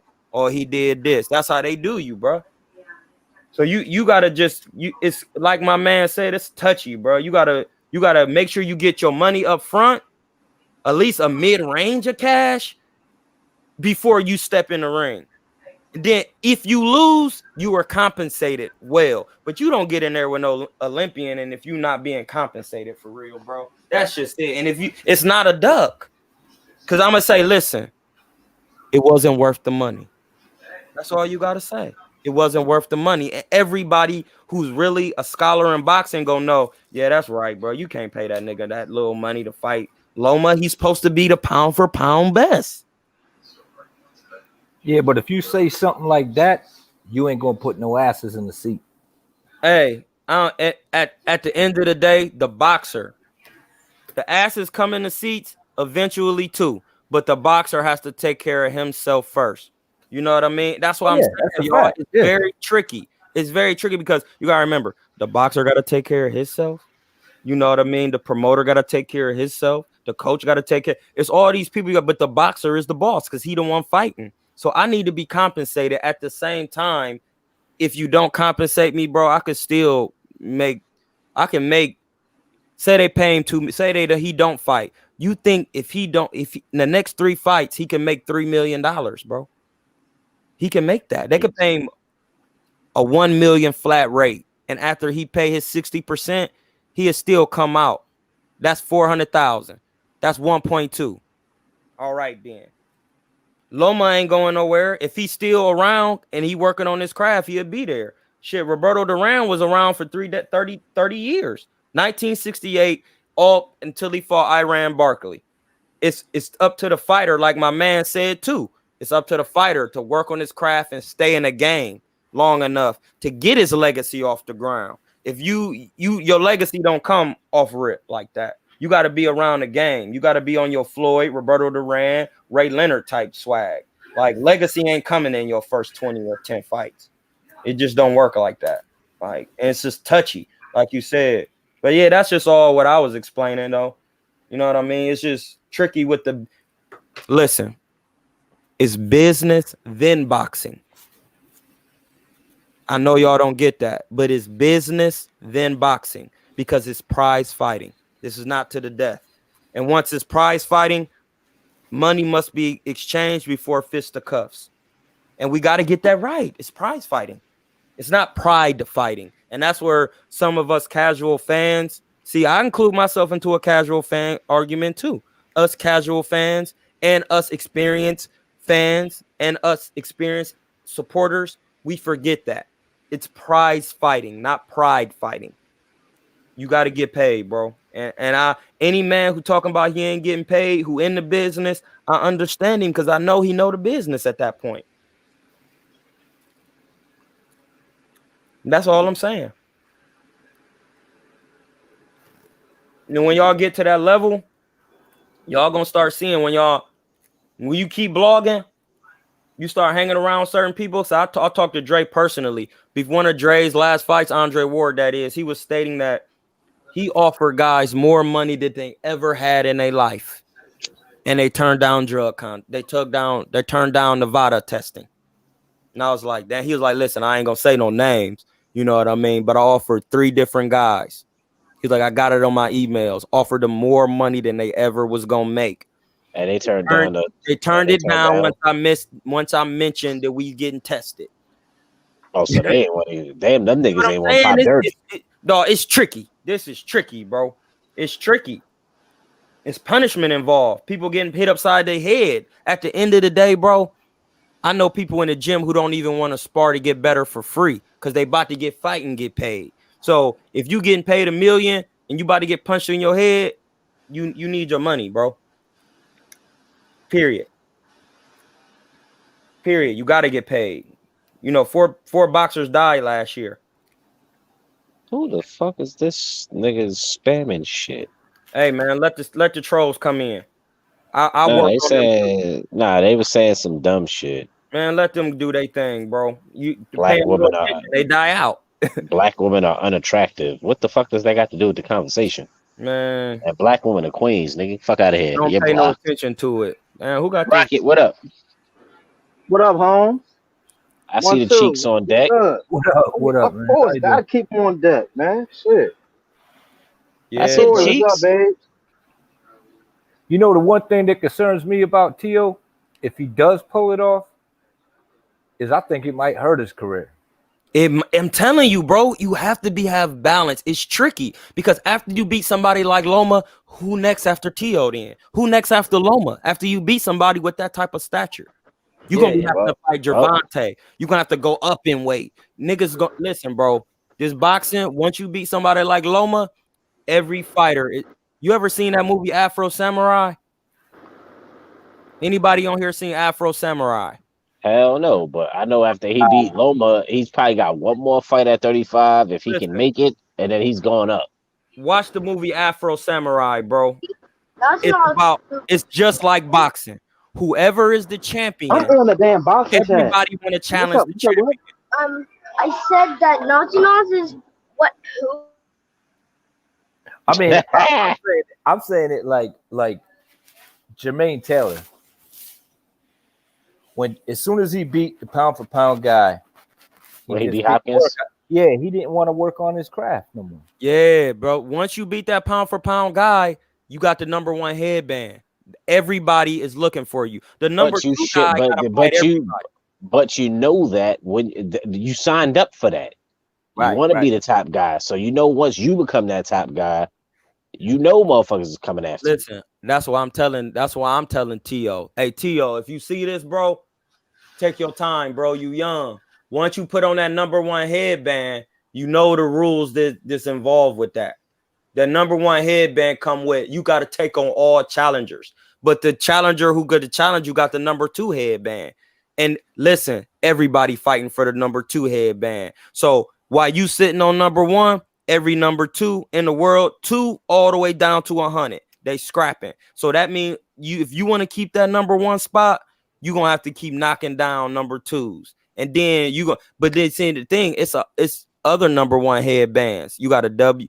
Would it depend on what belt you got? If you got that WBA, then it's a WBC #1 headband franchise. Then you got all the other 3 sanctionings. You know what I mean? Like once you beat all of them, then you're considered the real #1. Now after that, you got sanctioning fees for 4 bodies. Then you got 4 different sanctioning fees. Then you got 4 different sanctions of a top 10. You got a WBA top 10, WBC, etc. You got to knock down every one of all them belts you hold. Take your time, bro. It's a marathon. Don't be so quick to get in there, because I'm gonna tell you what's gonna happen. He gonna get that belt. Somebody else gonna want his belt. Then you gonna see Teofimo saying, "I don't listen." We'll throw Teofimo out of there. Put Errol Spence in there. Errol Spence said he wanted to be pound for pound. When Terrence Crawford got to the welterweight division, it was, well, I'd rather fight Sean Porter first. And then, hold on, bro. Why are you fighting Danny Garcia next? You said you wanted to be pound for pound. That means Danny Garcia don't even got a belt. He shouldn't even pay him step aside money. Fight Terrence and fight these other champs, and then fight Danny Garcia. Put all your belts on the line. Yeah, but his circumstance is different. This nigga just flipped the fucking car and shit. He's I don't lucky care to be alive. what he did. I don't care what he did. That's his fault. You talking nobody told you to not be disciplined. There's freedom in discipline. You can't make weight, vegan diet. Listen, it's situations out here where you can make your life easier. Stay in the house. Get on your fans only. Get a pole in your house. Buy your own strip club joint. There's nothing wrong with that. It's all about consent. We're talking about real life, outside and inside the ring. Anything that somebody do was their fault. Ain't no excuses on the channel. If you get beat down, work on your D.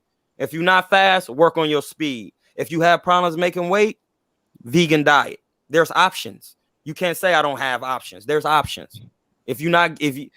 Errol Spence said he wanted to be undisputed, but I'm like, watch, when he get them belts and everybody start trying to challenge him, then that's when he gonna be like, hold on, wait. I gotta fight this guy first. I don't want to hear that, dog.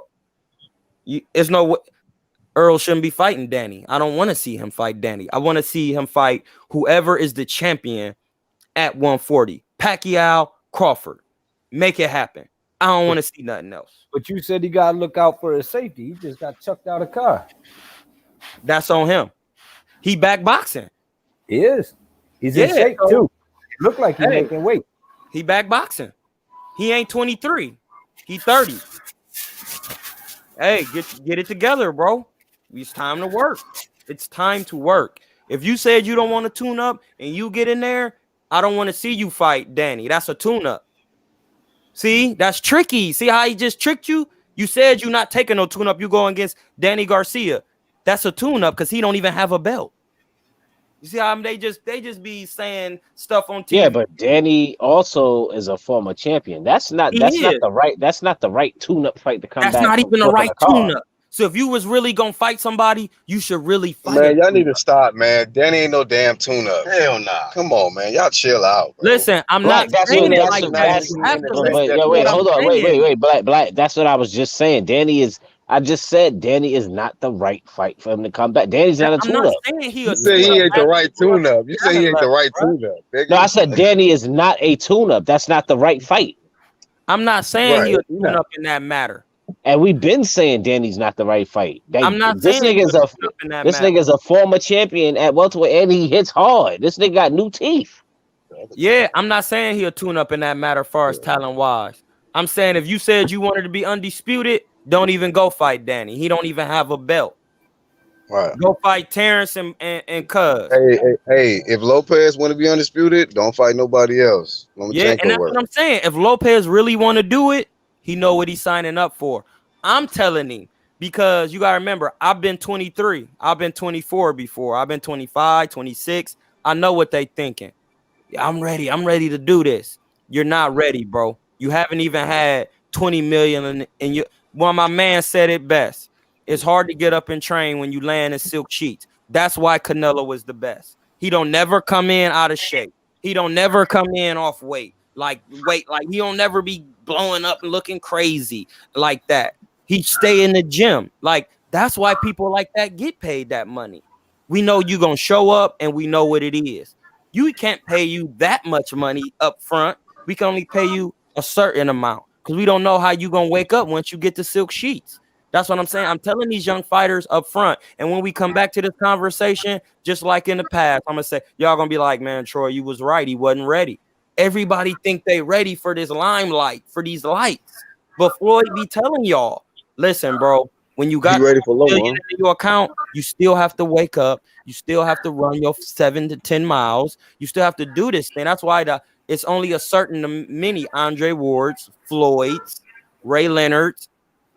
Y'all looking at what they doing right now. I ain't even looking at that. I'm looking at how you respond with the money in your account, how your body looking every time you get out here. What you doing when you get the money? Are you still training? Every fight, are you improving? Listen, Errol Spence should be fighting Pacquiao and Cousin, not Danny Garcia. He using that Danny Garcia fight, even though it's a hard fight, to get back in here, but that's a mistake. That's a like dude saying that's a mistake. You That's should a just great fucking mistake. take a tune up, bro. Take a tune up, Hey, real tune up. it probably is a mistake, but I give him the flame of fame for the courage, man. That nigga said he the I truth, don't. man. He said he ain't gonna fight no tune up. He ain't fighting no tune up. I get it. You know, he I jumping don't right give, back in there with the big dog. So I ain't gonna be shitting on him because the I'm dude not backs pooping up on what him. he said. I'm not pooping on him, but I only give boxing is a thinking man's game. So I don't give Exactly. flame Right. courage because you don't courage is not thinking. So That's that the thing done. I give the flame of fame. Well, I'm handing out the garlic butter gangster gratitude award for who is making the greatest decision in the ring. Nigga said the That nigga had garlic to say, you gotta Hey, hey, put hey, garlic, hey, garlic hey. butter shit out. UG is the first person to ever get the garlic butter gangster gratitude award. You know what I mean? Flame of fame to me, nigga. Flame of flame to my Flame of man fame to me. because he All was day. one of the people that made. Listen, I thought about the garlic butter thing when I was with Ego, but it's levels to this. Level Remember, it ain't about the subscribers; it's about the bars. It's level. bars. So people got a lot of subscribers, but they ain't swagging. They ain't got flame of flames and they ain't got garlic butter gangster gratitude awards. You know what I mean? So you got to really remember what we talking about. Tiafimo, Devin Haney, all them cats, they doing what they supposed to be doing. They talking the talk, trying to get butts in the seats, but they good solid fighters, and it's gonna take practice over and over so they can get the wisdom in boxing. If Tiafimo ready, he has to show and prove. I don't care if he beat Loma because Loma is only how many fights Tio got? That's only his 16th win. If he continue boxing, he gonna probably be up to the 40 win mark. By time you know what I'm saying? So y'all thinking about this little fight? I'm not thinking about that because if he beat Loma or if he lose to Loma, I'm looking to see if he win, how he gonna respond. If he lose, how he gonna respond? Because there's no such thing as winning or losing because it's problems that come with both. The losing man get pooped on. The winning man, Biggie said it best: more money, more problems. So I'm saying what I'm saying. Whether you win or lose, I want to see how you respond. Because a champion is a champion who can win and continue to win. A champion is a champion who lose and get up and continue to win and continue to find ways to win. No, you be seeing some guys, man, like they be winning, and you know what I mean. And then as soon as they lose, bro, it's like watching. It's like seeing a broad, right? This fine ass broad, and she get hooked on drugs and shit, and she just let herself go, bro. Like some niggas be going through that shit. I'm like, damn, bro, what the fuck happened to these niggas, bro? That's why I'm personally, if Tiafimo win or lose, I feel like it's a bad move, period. Because I watched Floyd. Floyd is better than Tio. He was better than Tio at this age. He was better than every fighter at this age. Sugar Ray Leonard was better at 23, was better than all these guys, and so on and so on. But Floyd come from a fighting family. Floyd had on gloves. I don't care. That's no excuse. Tapes, it's coaches. There is no excuse when it comes to getting this work. If you seek, you shall find. all these guys was better because they listened and they worked on their craft. These young kids, they want to be the man too early because it's a social media age. They so quick to get out here, and when somebody busts they pack, now we want to see how you respond. When somebody bro, don't mean to cut you off, Troy, but one thing a lot of people don't know about Sugar Ray, bro. Sugar Ray don't come from no motherfucking fighting family, bro. He don't come from boxing at all, bro. That's that what nigga, I'm saying. like, bro, my mother knew Sugar Ray. Like, they lived in the same damn neighborhood. Springs, you from the DMV? You from our area? Yeah. I'm from Maryland. Yeah. Shout out. Good looking. My cousin, my nephew, his name Trey Gully. He played for West Virginia Westland. He lived in PG County. He went to the high school. Shout out to PG County. Shout out to the whole family all through there, bro. I got family all over the world, bro. It's crazy. I appreciate that, bro. But Ray Leonard, he was a what's the word I'm looking for? Like when you're not really social. This nigga rocking and adopted a new relative and shit, new friend and shit. No. I'm just speaking to his what's up, Black? I'm just speaking to his point because you know what I mean. Not a lot of people know this, but Sugar Ray, bro, that nigga, like, he used to get his ass beat around his neighborhood, bro. Like he was just to his he was an introvert. Yes, he was an introvert, bro. Then that nigga. Yeah, then he got with some boxing coaches or whatever. They taught him how to fight, bro. And ever since then, he been whooping ass, bro. So it really don't even really matter if you grew up in a boxing family or not. I don't mean to cut you off real quick. We are an hour and 48 minutes in with 4 seconds going. Hit the like button. Make sure you subscribe to all my brothers' channels. We're doing positivity. We're not on here to really talk about and judge boxers' characters. If you say a boxer's scared, I would like people to prove it technically so we could keep it fair because, you know, that hurts. I used to be a boxer, bro, and y'all know me because I let people criticize me. I put myself to the forefront to be criticized, to be crucified because I was willing to take that because I'm from Akron. I really don't care because I know once you meet me and get to know me and get in the ring with me, you will see act right. It's gonna be that act right. Get that act right. Hey. That's what people actually say. Who from Akron? Are you from the act right? Exactly. I just want to say, even know that. That's bars. Keep working. I'm just here. I'm here as a co-host for my man UGC to keep the chat flowing. You know what I mean? And I want to apologize real quick, man, because I've been having technical difficulties. So appreciate Troy and 1-2 Kid, Rocket and Charles, everybody holding it down for me, man. I do the morning thing, but I heard you on here. I said I gotta get in here and cook with my people, dog. I just took my shahada last night. I'm Muslim officially. You know what I mean? That's what's up. You know, I'm just out here, but I'm Jewish too. I'm Egyptian originally, but you know, I adhere to all people, all creeds and cultures, because I'm a king in my right. So, you know, we just on here to be positive, dog, and I really appreciate y'all. Peace and a bottle of head grease to all. But I'm on here to talk that ish. So what we talking about still? Hey man, this is shit. We usually keep the open topics category at the end.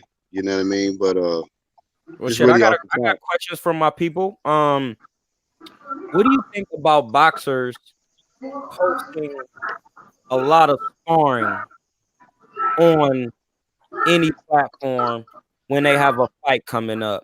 Because remember, back in the days, everything was supposed to be kept in the dark. How do you guys feel about sparring partners showing what they're doing in the midst of working on their craft, bars? I don't agree with it. That's just bullshit because they pick and choose what they want to show. All right, hold on. Before I gotta make it now. There's a couple people commenting. I gotta make it a little bit more detail or finite, or not finite. I shouldn't say that. Finite don't even really mean nothing. I gotta, make it more accurate. Okay, so one man said he disagree with it. The other said they pick and choose. Now, how do you feel about Floyd being later in his career showing the sparring when he sparred Omar Henry? Rest in peace, Omar Henry. That was my brother. I spar Omar Henry, and he actually was a little shorter than me. He actually had pop. He was real work. Like how Floyd put the sparring up the last portion of his career, and then how other fighters put their sparring up. that just to bring it all the way in the whole, 360. Just talk about how Floyd do it, how other fighters do it, and then just to how bring it in the whole. How do y'all feel about that? Because Floyd never really put up no sparring. Well, no, because he put up the sparring with Omar Henry. Omar Henry was a real boy. So I can't, you know what I mean? How do y'all feel about it? But you never saw the sparring. You either saw the beginning or you saw the ending. The Floyd sparring with Omar Henry it's 30 minutes, bro. I don't know if y'all seen that. It's on YouTube, bro. Floyd. Nah, I've never seen Floyd. Damn, y'all. Like I've never seen Floyd show leak his footage. You either see the beginning of a shit when it's ding ding ding, or you see the end of it and it's like, damn, somebody leaked. How old is some of y'all on here? Shit, nigga, I'm 40. You 40? Yeah, we close to you, Troy. Don't trip. Okay. Hey, y'all got to get on YouTube and just start searching stuff. Like, I'm so serious. Like, Floyd got so much sparring footage on YouTube, even if it's just clips, but he got a whole 30-minute session of him and Omar Henry. Rest in peace. He died of pancreatic cancer from cutting weight. Because when you go up in weight, see, this is why I'm the GOAT, not the, pull my own coattail, but I have solutions and reasons why. And I'm Cuerno de Chivo to my Mexican brother. Chivo is GOAT. Hey, bro, I'm just saying that my Mexican brother Vidal gave me that. Listen, that's bars. Ain't Chivo's liquor or Chivas? Chivo. So Floyd. Not Chavez. Chivo, not Chavez. Chivo. Hey, whatever, nigga. I don't drink neither one of them motherfuckers. Listen, bro. Hey, it's not whatever. You can't disrespect my culture. No. I thought you were saying it was alcohol. I said I don't drink neither one of them motherfuckers. If it's Chivas or Regal, I ain't drinking none of them motherfuckers. When you want to be, if anything, you want to be a Chivo, bro. That's a GOAT, the greatest of all time. That's why I'm a GOAT. I'm King Cuerno de Chivo. Either the greatest of all time, or you out here eating socks. One of the two. And oh God, bro, you can't be going up in weight and stuff like that because you put a lot of pressure on your pancreas, and then you get pancreatic cancer, and then you in the hospital, and then you dead. So I'm saying that to say, like, Omar Henry was a real boy, and Floyd was on there sparring him, and Omar Henry was walking around a good 170, bro. Like that y'all really need to watch this sparring. Like, it's mad sparring on the internet, just period. James Tony, Floyd. I think I did see it though. I think I did see it because back to your question though. So back to your question though, Troy. What do you feel about it? I think it's it's a good clout. They're using it for clout. I saw how Devin Haney used it after he got in trouble with that one interview. He started putting some sparring footage and the shit kind of went back up. I actually kind of low key recommended that shit. Just saying. Hey, bro, sparring shouldn't be leaked at all because it should be behind. It's just you're right. Somebody helping you. You might get some sparring partners or whatever who's trying to take your head off or what normal. You know what I mean? Whatever. But at the same time, bro, I think that's just a law, bro. You know what I mean? You shouldn't do that shit because motherfuckers. Like, see, the thing is, bro, if you the boxer who's getting ready for a fight, if you get your ass whooped in sparring, you wouldn't appreciate it very much if that motherfucker leaked your shit. You know what I mean? So you got to keep that same energy for the motherfuckers who be beaten. Hey, you know what I mean? Yeah, I could say that, but listen, I always play the advocate because it's got to be balance on the horizon. So listen, leave it scared. Sometimes I feel like some sparring I could tell when I'm watching it. For example, the sparring between the Ortiz kid and Jose Ramirez. What's his first name? Virgil Ortiz and Jose Ramirez. That I wouldn't mind watching that sparring and other people watching that sparring because I could tell from watching that they not going too hard. They just working. You know what I mean? But when you turn the cameras off, it's gonna be different. Say it again. Same thing like with Jamel and Errol. Yeah, like, listen, when people say, yeah, he be sparring, listen, even behind closed doors, I know they not sparring too hard because you can't. Two top-level fighters, I know y'all probably, I'm giving y'all some more game. Two top-level fighters in the same gym never spar for a whole camp with each other because you're not going to have nothing for the camp. There's no way you can do it because I'm top level. That's why I got a detached retina. And that's what really let me realize that I'm top level because, listen, I know it's going to sound crazy. I'm sparring another top level IQ fighter in Prentice Brewer. We're sparring 10 rounds, 12 rounds, 9-minute rounds, 6 rounds, and we're sparring every other day. Like, when you sparring somebody at that level, even if they Prentice Brewer fight at 130, I fight at 47, or at that time I was fighting that's at garlic butter 54. bound, nigga. We're sparring way too much, and and you so comfortable in there. I'm taking shots, he taking shots. That ain't good. It's the shots add up. Even if you blocking and catching, that add up. But even though you somebody high level, they don't even want to spar that much. They're gonna do their rounds that they're supposed to do, and they're out of there because, like you said, they're getting beat up. You know what I mean? I've been in camps with people top level, and I be to the point where the coach his name is Virgil Hunter. He's saying, "Hey, Troy, we only gonna do 2 or 3 rounds with you today.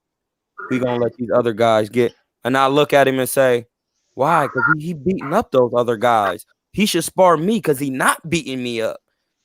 But that's not good for the fighter. Because when he the money man, when he get to the money, dealing with me, he not gonna have no money. Somebody gonna stop him because I'm beating him up. So you got to understand some of these. But like you said, if you gonna show the bad sparring, I feel like you should show some sparring where it's competitive. You got to have balance. You can't. I feel like you shouldn't just show one type of sparring. What y'all think? I think show the whole thing. Don't show me 30 seconds of when you got your foot in somebody's ass. I agree. And then in the other 5 minutes you was getting stepped on. I agree. Right. I think because then people run with that shit like, oh, look at what he was putting in. Where's the other 5 minutes of work? Yeah, they show I think they show the sparring when they're a little inactive and they're trying to keep their relevance to let you know that they're in there working. So that's cool. And then I think that some guys, depending on the individuals, will turn it on when they're getting that work in and turn it off, like what you guys are saying, when they're getting that work. So, they just trying to build their name or what have you. But I don't buy too much into the sparring, though. Like, like what you said, sometimes they're in there going light, and sometimes people literally in there tricking people, come in here and do some work and then try to Charlie Z the dude and then turn it off. You know what I'm saying? So, I mean, I don't really give a fuck about sparring, bro. Like, I just want to see the fight when the lights come on, bro. Fuck all that sparring shit. You know what I mean? Y'all motherfuckers got on heavier fucking gloves, fucking headsets on and shit. Dog, fuck all that. When the lights come on, that's what I want to see. I gotta agree with that too. Because you gotta remember, man, I'll be around, like I said, I'll be around some of these guys, and I know who they be sparring. I done seen them spar some of my homies. I know who they be having problems with. So you got to remember, when I see them put up this sparring, I'll be like, I already know what he doing. He about to try to stop him in sparring, and it's not. Listen, put it like this. Any sparring I put up on with somebody, I'm working with the guy if he lesser talent. If he lesser experienced, not lesser talent, I'm sorry. If he lesser experienced than me, I'm working with the guy. Hey, bro, speaking about sparring, right? Don't mean to cut you off, bro. Yes, sir. Hey, bro, I remember you and what's your boy name? Mayfield was sparring Andre. I'm like, what the fuck? Oh yeah, bro. That was tag teaming his ass. Yeah, bro. And that's what I'm saying. Like, hey, let me tell you, bro. He's definitely real work, Demetrius Andrade. But I've been in there with him before. He my guy. He know it's all love, but man, he just not ready for no Canelo. I could tell. And I talk to people who spar Canelo. Canelo is real work. It's different. It's different. It's gonna be different. Hey, somebody got a mute. They got some background noise. But who not ready for Canelo? Andre not ready for Canelo? No. It don't matter. It don't matter. He still want the work though. Yeah, I'm agreed. I'm agreed. I feel like, hey, this is what I feel like, Troy. Once you become a champ, you should be ready for the other champs, man. Yeah. No, you should be ready to get in there. I'm saying, don't grab a belt. To say he think he ready, but then when he get in there, he gonna see it's different. I love Danny Jacobs. Danny Jacobs is the prime example. I'm bigger than him. He ain't trying to fight nobody with this type of style. He got in there and was running around, So bro. he took that big ass pay cut Yeah. with all them fines for coming in And That's the what then I'm with ring that weight shit saying. though. You and listen, didn't use none of it. Basil, I love you. I know you work all the corners. You be at snack. You know I don't mean no harm, Basil. You my guy. Hey, is But that Rocket or something? Somebody might need to mute. Or Charles, one of y'all. hello. That was me had something in the microwave. Oh, Oh, okay. yeah. Like Feel like Danny somebody backing the Jacobs car did up. all that what my man said, and then didn't even put the foot on the gas. Like I don't get it. Somebody explain it. Took all those pay cuts, the hella shit, millions on the weight. None of that shit benefited him because he That ain't and, use it. and that let me know. That let me know. That let me know right there, bro. And I say this in all seriousness. I don't care what color you is. If you could fight, you could fight. And when Right. Danny Jacobs got in there and he seen that man came to him and didn't, you could tell, bro, when you get in the ring. I could tell when I got in the ring with somebody, I looked at him. I said, oh, he nervous. I could tell. I stopped him and not in sparring, in an amateur fight in Cincinnati. Then I got into another fight, and when I was going to Mexico fighting with my Mexican brothers, I saw I'm gonna stop him. He trying to be too friendly with me. He don't want me to hurt him. I could tell. Then I said, oh, one dude came up in the dressing room and was like, "What's up, fool?" He was like, "What's up?" And he kind of knew a little English. I'm like, "Oh, he comfortable. He gonna be a little work." One dude was just like, "What's up?" He was cool with me. He was like, "It's good." Like he wasn't tripping. He was just he had a stoic face. I'm like, "Listen, they know, bro. They know. We could talk on here all we want, but the fighters really know." And if Danny Jacobs knew anything different, he would have treated Canelo different. He didn't, because he didn't want to get stopped for real. It's different. I'm just saying, bro. Demetrius Andre, yes, he does want the work. He is a champion. But as soon as he get in the ring and the way Canelo is standing, my man just said this about me. He was like, bro, I really understand boxing like kind of better from dealing with you. Like, he was like, Troy, the way you stand, people don't even be throwing punches. I was like, I know, bro. That's why I don't choose to throw a lot of punches, because while I stand, you can't really find an opening. Once Canelo get in there, that's what Canelo and Floyd. Why you think he didn't just walk Floyd down? Why? It should have been easy. He Canelo, he bigger. He couldn't do what he wanted. Listen, when he get in there, it's different. I'm trying to tell y'all. Hey, bro, I just think Danny Jacobs, bro. I don't know. Look, I'm not a boxer, bro, but all I know is, can y'all hear me? Yeah, we can hear you definitely. Hey, bro. All I know is, bro, I don't think it was really Canelo, bro. I think it was all him. For real, he was timid as fuck, bro. Like, listen, too. Nah, bro. Oh, he fought harder with Triple G, bro. Finish. Go ahead, Rock. Go ahead, finish up. He fought harder with Triple G, bro. And I don't give a fuck what nobody say, bro. Triple G hit harder than fucking Canelo. No, he don't. No, he don't. Shit, I don't believe it. Hey, you just said you wasn't a boxer. Hey, all I know is, bro, from what I seen with Triple G, ain't got bro, no accuracy on his punches. Now, bro, he knocked nigga out with an arm punch, bro. He knocked nigga out with just by hitting him on his arm, bro. I'm gonna educate you real quick. It's not about it's not about how hard you punch. It's about how accurate you punch. Because any dummy could throw punches and got strength. Because I train a lot of people and they bigger than me, and I still break their ass down, bro. And I hit hard, but I place my punches. If Canelo does hit harder than Floyd, so why he didn't do how he do everybody else? Because Floyd was actually touching his chin. Triple G don't place his punches because he's scared to get hit. And once Danny Jacobs was in there and he seen that, that's why he fought harder. But once he felt like he couldn't hit Canelo clean, and when he did, Canelo ate it, he don't hit as hard, bro. Listen, Triple G is a very heavy puncher. My man Will Clemens sparred him. Then my guy Keandre Gibson sparred Canelo for Floyd. He said, listen, I sparred Pacquiao. He's no work. He got kicked out of the Pacquiao camp because he was all on Twitter saying this ain't no work. But he was in the Canelo camp too, and he said, hey, that's real work. It's about skill set, bro. The reason Danny Jacobs, and you was right, Danny Jacobs, anybody lose a fight, it actually doesn't have anything to do with the opponent. It's you. It's because I couldn't get my timing right. I wasn't fast enough. I didn't have enough aptitude. It's a thinking man's game. I lost because I didn't have the thinking. So when Danny Jacobs got in there, he knew he didn't have it. That's what I'm trying to tell y'all. It's due to what Canelo Hey, did. Troy, I hear you, bro. Hey, Troy, I hear you, bro. I hear you and all that. But look, nobody really knows. So I would just say this. I assume, because I really don't know. Nobody really I knows. do, because I've been in You know there. what I mean? I know. No. I mean, even you really, I'm talking about as far as comparison between their power. You really don't 100% know because you haven't been there with both of them.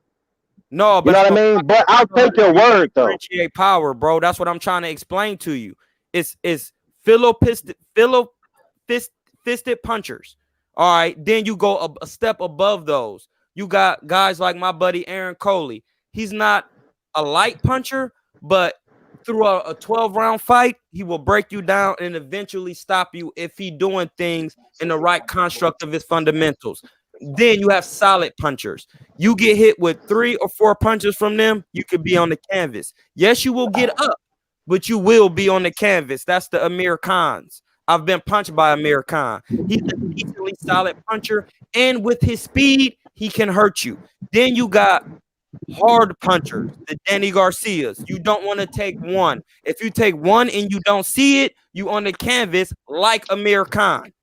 Okay, then you got superstar punchers like Pacquiao. If he hits you with a shot, you out. He can drop you 5 times in a fight every time. Then you got elite punchers like Floyd Mayweather, Deontay Wilder, Ezra Charles, James Toney. At any moment in a fight, bro, they could put one punch on your chin and you hurt. Period. And you out of there. Period, bro. That's what I'm trying to tell you. I know how Triple G punch because he don't have enough speed. He's a heavy-handed puncher, but he not placing punches on people's chin. That's why he don't never knock niggas out cold. He just placing it on their forehead, bro. Make the count. They People don't who knock people out cold, those are elite punchers because they know how to put their power on the button. That's why I keep trying to explain this, and y'all keep saying, "Man, I don't care about none of that." You should, bro. Hey, let me ask you real quick, Troy, real quick, while you ripping on that. Do you think that Charlo Jamal is a bigger puncher than Triple G and Canelo? No. I think he's a superstar. You know what? He's a hard puncher. He's right under superstar. You know why? I'm gonna tell you, and technically why. Because when his last fight, he hurt the guy Korobov, but he couldn't get him out of there because the hook was hard enough to knock him out clean. But since he didn't place it directly on the chin, when you hit the temple or behind the ear, it knocks off the equilibrium. If you hit him, if you are strong like Deontay Wilder, or you got enough speed and strength, if you hit him in that certain spot, you can get him out of there. That's an elite puncher. An elite puncher can hit you on your forehead and drop you. That's a Deontay Wilder. Them type of punchers, it don't matter. They do know how to put it on your chin. Jamal Charlo, when I watched his fight with Korobov, he doesn't bend his knees. If he would have bent his knees, that shot he hit him on the temple with would have been on the chin and would have knocked him all the way out. That's how you go from being a superstar or hard puncher to an elite puncher. You get it? Like it's levels, bro. And it's all about your technical skill. He can be an elite puncher because he has the speed and the power, but if you don't have the accuracy. So like I could be in my defense and you could be hitting hard at Triple G. You could be hitting hard, but if you hitting my arm, I could take that, bro. Like I've been sparring for 8 and 12 weeks against other hard punchers. But if you Floyd and you're not a hardest puncher as Triple G, and I think I'm in my defense, and you hit that chin, I'm like, hold on. Then you hit the chin again. In your mind, you're going to say, hold on. I get it. Even though Triple G hit harder, he can't hit me for real. He not hitting me clean. I'm not worried about his power. It's about who can touch that chin, bro. This is boxing. A thinking man, science. It ain't I'll about say this, though. Not a lot of niggas, act like that power wasn't nothing though. When Triple G hit him, they definitely was either dropping or on retreat. Yeah, he got power. Hey, bro, that's all I'm saying, bro. Like, nigga, Danny Jacobs, he fell against Triple G. He ain't fall against Canelo, bro. He didn't fall against Canelo. That don't mean nothing, bro. He was Hey, willing to bro, take chances. that gotta mean something, bro. Yo, I mean, shit. I'm gonna tell you what Hey, it means. bro, Danny Jacobs was timid against Canelo and didn't get dropped. He was fighting Canelo. I mean, he was fighting Triple G and got dropped, bro. Listen, did you got the zone, bro? Yeah, I You got ain't gonna get it for me telling you. If you got the DAZN app, get on there and watch the Saturday Night Live with Canelo when he's giving you a play-by-play of him and the Austin Trout fight. The reason why Danny Jacobs doesn't want to, he's timid because Canelo is a elite counterpuncher. If you make one wrong move, the fight is over, bruh. I just said it. Why do I gotta just explaining it over and over? If you make Troy, relax, bro. I'll take your word for it, bro. Counterpuncher, bro. I hear you, bro. All right, you're good, bro. No, I hear you. No, I'll take it. No, I hear what you're saying. That's what I'm saying. I hear what you're saying. I'm basically just going off of what I seen. But I hear what you're saying. What you're saying is correct. I'm not saying you're lying. I'm not saying you don't know what the fuck you're talking about. So relax, bro. I hear you. You're right. You're correct. You're correct. But that explains why, though. Anytime you get in a ring with somebody, bro, if they timid to do something, that means you the boss.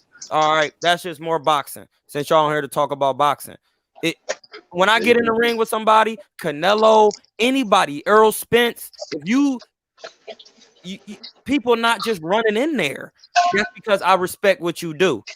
You can't respect Triple G what he does. Everybody watch you fight, bro. You don't have no defense. So why would I'm gonna take chances and get dropped? Because eventually when I get up, I'm gonna say, okay, well, dang, you heard Danny Jacobs after the fight. He doesn't hit as hard as I thought he would. He said that. I didn't say it. He said it wasn't really that bad. I made a mistake. He got me. Now I could take chances. I'm not taking chances against Canelo because if he dropped me, he's gonna finish me because he's a finisher. Triple G is not a finisher. People go down off of Triple G, those mid-tier guys, because they don't want to feel the pain. I'll say this: Canelo's a finisher against certain opponents. I'll put it like that. Shit, he a finisher to me. He only got one loss. No, I'm not talking about. What you mean finish? Like stopping somebody, right? Talking about finish like blacking out, like the fight over. Finishing them. It knock everybody out. It don't. Yeah, It knocking everybody out. ain't gonna knock everybody out. A finisher is when you get them hurt, you get them out of there. It don't matter. Because a lot of I've seen him get people hurt, and he didn't get them out of there. Yeah, a lot of people that hurt people and don't get them out of there. So he's a good finisher, but not all the time. I mean, who he didn't get out of there? He didn't get Trout out of there. He didn't get Laura out of there. That's true. Go down the list. It's quite a few. He didn't get Mosley out of there. You know what I mean? So he didn't get Cotto out of there. He didn't get Jerry Curl Mosley out of there. You misunderstanding what I'm saying. I'm just saying, dog. And old ass Mosley too. Old ass Mosley. Listen, we talking about in boxing terms, bro. Chicken shade Jerry Curl. We talking about in real boxing terms. There's difference between flat.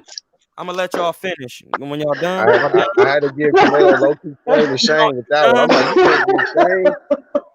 I'm gonna let y'all finish. Took a Jerry Shane Mosley. Yeah, man. Old ass. Right. Go ahead, Troy. You good, bro. We had to put a joke in there, bro. Go ahead, bro. Is it a difference? No, he right. He right. That's a good point. But is it a difference between a flash knockdown and actually somebody being hurt? Yes, there is. So you can drop somebody and that's a flash knockdown and they can get up and finish the fight. But I'm talking about when you got somebody ready to go. People have survived. If Canelo gets you ready to go, you're going. That's a fact. Now, a lot of people done got flash knockdowns. Amir Khan hit Maidana to the body with a flash knockdown and he finished it. And then Maidana is the prime example. Hard puncher, not a good finisher because he don't have accuracy. Period. That's how you prove that. Maidana and Triple G is the same. As far as power, at their weight classes respectively, they are hard punchers. They don't have accuracy. You're gonna take chances against them. they not gonna drop you. They gonna knock you down a whole bunch of. They not good finishers. Canelo finish. Andre Berto. Listen, I'm not talking about his. He's a finisher because he's sharp. Once he gets you hurt, he hit the button. You gone, bro. Yeah, you smell that blood. Yeah. It's levels to finishing. And Blood is a finisher. gotta watch that Canelo joint though, because he explained like I felt like Trout. He was like, I knew from the first round, Trout knew I was a good counter puncher. He started moving backward. His jab was he was just flicking his jab. It was nothing on it. He was timid from jump. He made Trout do the stanky leg, and Trout still got up and adjusted, man. He got up. It was a flash knockdown. Flash knockdown. Trout actually made the round debatable. Yep. I mean, he made the fight debatable. Shit. He made the fight debatable because that's what I'm saying, bro. But if somebody gets you hurt, bro, it's different levels of hurt. I'm saying that's why it's flash knockdown. He should be careful. Yeah. Don't just run in there. Because you know what I mean? Like Danny Garcia is one of them people. If he do get a knockdown, like if he ever get knocked down, I still wouldn't be pressing him. You said if Danny got the knockdown? If say somebody dropped Danny Garcia, I would. Keith Thurman hurt Danny Garcia when they fought. He had him drunk for real. In the first What? Hell yeah. He had the nigga was knocked out, bro. He was knocked out. Real quick. Hey, Troy, that was the first round, wasn't it? Wasn't that the first round? He finishing. See, Rocket told you it was like first round. Yeah, he had him drunk. He hit him with a hard right hand. Garcia dropped down and bent all the way over. It's just Danny Garcia strong, bro. He's experienced. Like, oh shit, Earl, you in trouble. Keith Thurman stop him, no? Hell no. I think Keith was a little scared too. Because you know why? Because you have to respect the man's. He said he the hardest puncher he been in there with. That's what Keith said. Puncher. That's why people are not taking chances against Canelo. The better your defense are, the people gonna take less chances with you, bro. And that's what's funny too. That's how he takes punches, because Keith is actually, according to another fighter, is a harder puncher than Danny. Yeah, because Guerrero who said it. Go ahead, 1, 2, go ahead. Go ahead. It was Guerrero who said it. He said, just the jab from Keith was harder than a hook from Danny. Oh, what? Yeah. Let me tell you why.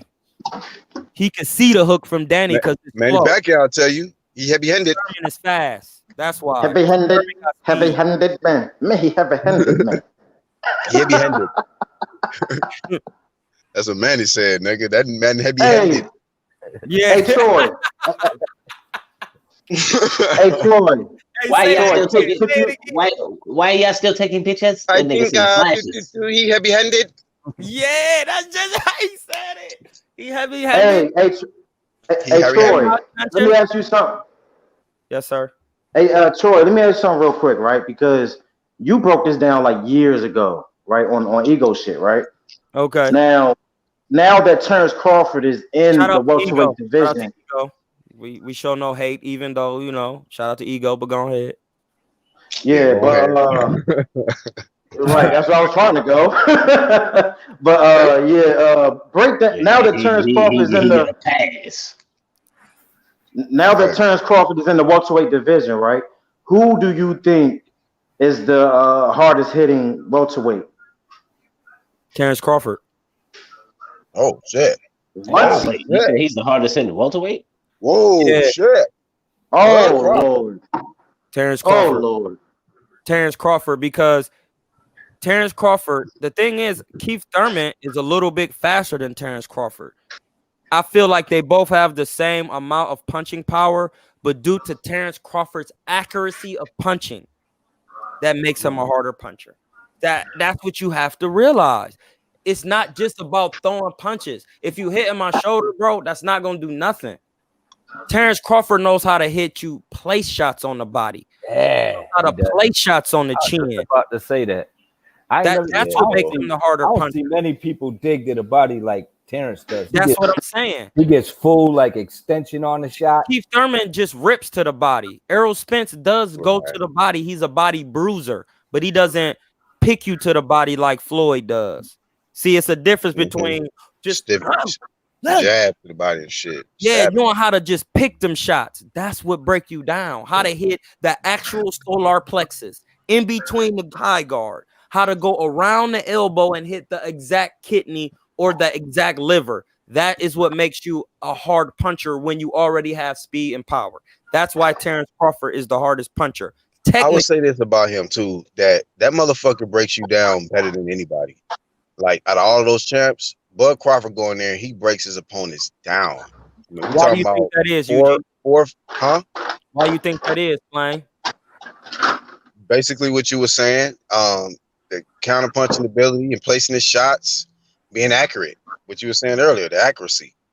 And that guy is one of the best thinkers in there, man. And the best, he make a lot of adjustments. We seen that. I mean, this guy got 4 fights at welterweight, all stoppages. So that lets me know. Listen, he fought Egas, knocked out my man Prentice Brewer. I was at the fight. He dropped him. Put it like this: first round, Egas and Prentice is working. Hey, real quick, Troy, while you talking about that, what's your thoughts on people that like downplay Egas too? Since you speaking on him, because they look at him like, man, whatever. That's a casual fan statement because Egas was an Olympian, and I used to spar a guy that Egas actually beat in the amateurs to becoming a Lithuanian Olympian, and his name was Levan Gramajava, and they called him Wolf. Y'all might have seen him fight on PBC. Wolf was good. Oh yeah. Yeah, I used to spar Wolf all the time. Shout out to Wolf. Wolf is hairy ass nigga, right? Russia. I used to spar Wolf all the time. You know what I mean? Wolf was actually a good fighter. Egas is actually very, very good. He fought my man Prentice Brewer, stopped him. I was there, and Prentice told me, he said, hey, bro, Willie Nelson is the hardest puncher I've ever felt. Willie Nelson is the hardest puncher I ever felt. And me, I sparred him, Troy, Hamza, and the other guy, Rudy. Prentice, after the first round sparring Egas, he said, hey, I don't care what y'all talking about. He told his corner this. He said, I don't care what y'all talking about. Everybody shut up. He is hitting so hard that I can't even believe it. This is the hardest I ever been hit. Victor Conti was there. Victor Conti said he need to be tested because he had on his back. I'm telling you facts, bro. I'm giving you all the facts. I was there. That nigga said Victor Conti came out. Like, hold on now. Hold on. Victor Conti was hitting. I know Vic. Vic was like, yeah, I feel like he should be tested. He was like, he got back acne. Dude was smaller than me. After the fight, I asked Prentice, I said, Prentice, you telling me he hit harder than Willie Nelson, bro? There's no way. He too small. Boxing don't work like that. He was like, bro, listen, I done fought everybody in the amateurs, the pros. He said that was the hardest I ever been hit in my life, bro. Even when he hit my arms, I didn't. Wait. And you said this was in sparring? This was in a fight. Oh, okay. This was in a fight. And my man Prentice fought Egas on Top Rank, and we went down there. I was like, what? I was like, Prentice, there's no way. He was like, listen, bro. He hit my arms. It was the hardest thing I ever felt, bro. He was like, when he hit me, everything turned off. All the lights. Oh, no, bro. He said, I got up. He said, I couldn't even control my legs. I knew where I was at. He said, I couldn't control my legs. They was weak. He said, I couldn't even throw nothing back. So I was like, dang. So then when Bud was about to fight him, you gotta remember, I've been seeing Egas Kavalowski. Hey, hold on real quick, Troy, real quick. Charles, if that's you, please mute. A lot of background noise. I've been seeing Egas in the top 5 of every sanctioning. So I'm like, okay, Prentice fought him. Prentice said he hit hard. Wolf lost to him in the Emmys for him to become an Olympian. I said, dude is real. Casual people don't know him, but people in his country know him. And he got almost all knockouts. He's a known puncher. And then when I seen how Bud treated him, I was like, well, of course Bud gonna treat him like that because dude ain't never been 12 rounds, and Bud is a undisputed and a multi-division champion. And like I said, it don't matter if you're punching hard. It's levels. So even though you are punching hard, you never even been past 6 or 7. So your punching hard gonna die out. I'm Bud. I know that. And once I keep hitting you, and I know you could take a shot, but I punch just as hard as you, and I'm gonna end up getting you out of there because I have more thoughts. I have more brains, bro. So my punts are actually gonna be harder in the long run. And what'd he do? He dropped him a whole bunch of times and got him out of there brutally. Even after taking a little quick flash knockdown, and he was like, "No, I was a slip." But I talked about, hey, bro, I feel like he got you. It was a quick flash knockdown. He hit you, you took a knee. If the ref would say it was a knockdown, he could have said that. You know what I mean? Like, that's the difference between Terrence Crawford's punching and Thurman's punching. It's not that one guy is actually stronger. It's the education on how they place the punches that makes them a harder puncher. I'm not saying you don't have to have speed and power. Yes, you do. But if Keith Thurman was a little bit more technical on how he delivers his punches, Right. the first punch he land would damn near hurt somebody or knock To him out. add to that, Troy, too, Bud is probably a better counterpuncher, right? Yes, he is. Yeah, because he has the better defense. Got you. Yeah. I'm just going off what is actually factual in the construct of boxing. Right. And that comes with a lot of fighters too. They fall in love with their power and then they don't excel at their craft because they think, well, I could get him out of there eventually. You know what I'm saying? Yep. Yep. Thank you. Absolutely, bro. Deontay Wilder. Yep. And then you look at Bud. I want to throw Jermell's name in there too, even though he's been winning, but he's kind of gotten away a little bit from his craft and kind of fell in love with the power. I think a little too much. That's why, even though he got the victory over Tony Harrison, he got outboxed the whole fight until he got the KO. That's because he trained with Derek James, and Derek James is big on power. Listen, I'm not dogging Derek. That guy Robert Brand, without killing him softly. Listen, I'm only going by what other fighters said, how they train fighters. Robert Brand, with the middleweight black dude, he trained them. He said, when I train with them, they focus on power. I need more craft because I'm a boxer. So he went to Eddie Mustafa. So I'm just going. Wow. That's what he said. They train for power. Everybody got their own style. It's not to say it's a better, worse style. It's this. It's different strokes for different folks, bro. We're not on here to dog nobody. But you just go to certain trainers for certain things. He trained for power. Train for power. Gotcha. That's why Jermell fights like that now. But when he was with Ronnie Shields, it's about Ronnie Shields was a champion. So it's about slipping and catching punches and working off the jab. And I'm just saying. Like low key, Jermell made a post yesterday. I think he said something like, man, like our chemistry, man, like we don't even have to say nothing. He know every move I'm gonna throw. You know, he catch me with the mitts and shit. Like, yeah, I mean, you might have good chemistry on the mitts. Yeah, that's bad. See, that's why I'm like, you guys gotta stay off social media telling that's bad. Yeah, that's some Doug Jones shit, bro. That's some Doug Jones shit, bro. The coach, the nigga that coached Michael Jordan and the Bulls and shit. He was like, man, let's give Mike the ball.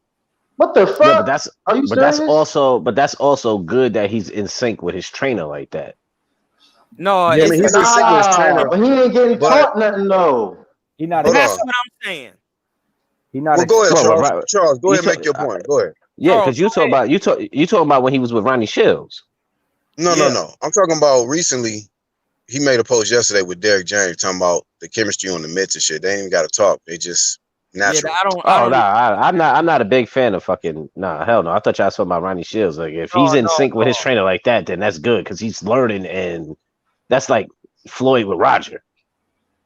No, it ain't like that. It's just hell no, not with Derek James. Hell no, Derek James is limited. Fuck that. I was sitting there thinking, like, I was about to ask Troy and y'all, like, so is Derek James just a limited trainer? He can only get you the power aspect, but you know, and get you in shape, get you strong, and get the power cracking. I'm just going off with how he trained people and what the man Robert Brand said. He trained for power. That's what he trained for. So if you train, how well is he really doing training for power? Because what was Errol's last knockout? Oh shit! But I know what you're saying, bro. But they just train. Like I know what y'all saying, like knocking people out. But when you train for power, that means on the mitts you throwing hard shots. You ain't really working. This is where it get tricky with the boxing, and then where people kind of like don't fundamentals. Training for power mean when you on the mitts, You yop, yop, yop, yop, yop, yop, yop. You didn't see me move my head one time. That's training for power. Wow. See? You see what I'm saying? That's Yep. sometimes that's a part of the training. Training for speed is okay. Floyd training.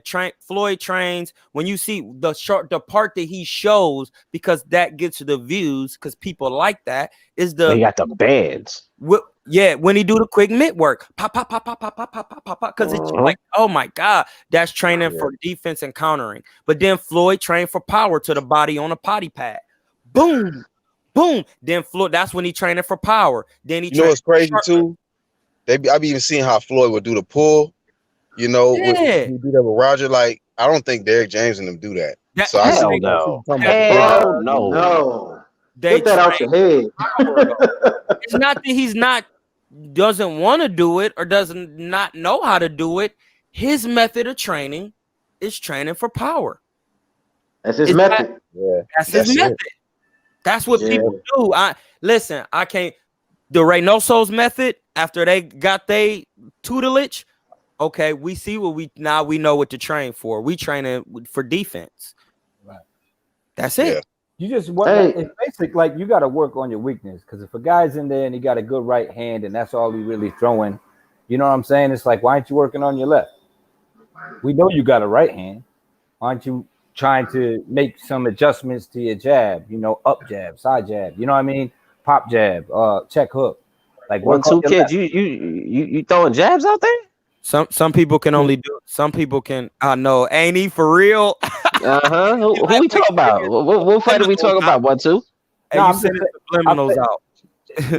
Nah. Basically, I'm saying like when a boxer has a strength, it's cool to work with his strength, but then you got to, in order for it to excel, you got to work on other things. Deficiencies. Yeah, exactly. That's what but I'm gonna just say these things, and I don't want nobody to say that anybody is doing them, but I'm just putting options out there. If you never had an elite fighter before and you got one, sometimes you just happy with what you got. Sometimes your method is power. Sometimes you don't have the aptitude to bring forth that type of tutelage to somebody and know how to break their style down. Sometimes you feel like, well, we already winning with this. Why would we change? You know what I mean? All of those options factor in why people train what they do. When you really learn boxing, you need to be learning, like my man said, how to use the front hand every which way possible. Even how to backhand with it, so the ref can say, hey, no backhanding. Cool, I'm glad you warned me. I just needed a quick break. You see how that works? You see how that works? Like, you got to learn how to jab straight. You got to learn how to up jab. You got to learn how to flick the jab. You got to learn how to thumb them in the eye. Hey, bro, niggas talk about UFC all the time, bro. But boxing, bro. Bro, you got to learn. Hey, bro, boxers are smart as fuck, bro. Like people be talking about, oh, UFC, you got to train for the ground. I get that, right? But, bro, you cannot ever disrespect boxing, bro. First and foremost, them dudes be dying in there, bro. And another thing, bro, them dudes be going 12 motherfucking rounds, bro. MMA is actually safer than boxing. Exactly. Once you get knocked out, the fight is over with. You get no more head trauma. You get an 8 count in boxing, that's head trauma. Then you take more. And Troy, another thing too, right? You can UFC, them niggas get put to sleep temporarily. Like they get their night cut short. Like, his arm dropped. Get him out of there. Hey, bud, that's always better to get knocked out and then waking up and then getting knocked out again. Amir Khan is over because if he was in the UFC, once he got knocked out once, he would have got a year off or something like that. And that motherfucking thing really would. He think very well. He don't have no mental problems. He just get knocked out and it's over. Other niggas that got a chin, they getting their head beat on for 11 rounds straight and they mumble. That's a fact. And you can't tap out. You can't tap out in boxing. Well, actually, you can in boxing. People disrespect boxing. Yeah, Lomo be making niggas sit down. Listen, there's no such thing as quitting in boxing, bro. Exactly. I'm about to explain it to you right now. I explained it to my man. My own man. He was sitting right here, and I said, "Hey, bro, you need to think different. You're stupid. You're not thinking right. There's no such thing as quitting, bro. It's a prize fight. The moment somebody about to kill you, you have the right to say no mas. To go out on your shield in front of your family is stupid once you getting paid, because that means you putting people in front of you instead of God, bro. And that's just not even to make it weird. No man is my God, and I will say, listen, you better than me today. That's just it. To die in a ring goes against the whole actual concept of boxing, because you need to learn. You should humbly say, hey, bro, I can't even get off this stool. Dude is whooping me. Shake his hand. Be humble, bruh. See, people don't talk about this. Be humble. Hey, bro, you got me. Congratulations. We both got paid. We could take care of our families. So you disagree with Deontay Wilder's post-fight thought statements that let me go out on my I'm not letting no man see me die and lose in front of my kids and my child. Another man. Glad you said that. Yeah. No other man will take me out in front of my children when I'm getting paid to do this. You get no debate there. Death. Shit, They don't. You don't. debate there. You don't sign a contract to say this is to the death. No, you can die, but you don't say that it's life or death. That's why you get paid the big bucks, because you can die. It's actually better if you say, listen, I humbly bow out in defeat, we got it's a rematch in the clause. I'm about to go home, work on my craft, and when I come back, we getting more. If you beat me again, I just can't beat you, bro. That's how you get better and get respect on a real level. I wouldn't mind seeing somebody who's getting their ass beat like all over the place. I don't mind seeing them quit. But if you're just getting touched up a little bit and you're getting outclassed and shit, bro, you don't need to be quitting, bro. I'm gonna explain it too like this. Even then, on the balance side, every time you get in your tail whoop, you can't quit though.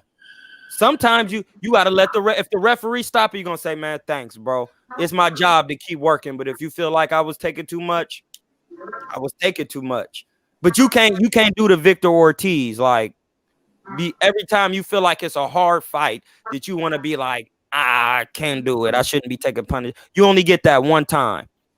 I mean, like the fight where it's though like an Ali Frazier type of fight. Yeah, you gotta like, it's drawn out. Yes. Right, it's drawn out, and like it's you know what I mean. Like you just know, like, damn, bro, I cannot go. Yeah, like for real, I'm on the edge of death right now.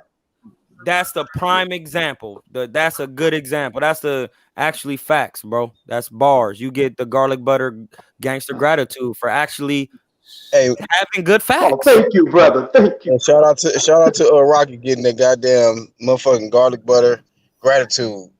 And I want to thank my kids, my wife, everybody. Thank you for making me the booty, everything, baby. The booty made me who I am. Thank you, Troy. Hey, but on that topic, man, of gratitude, man. On that topic of gratitude, I want to say, I want to send gratitude to everybody on the panel for this Gratitude Wednesday topic today. Everybody that participated in the live Q&A.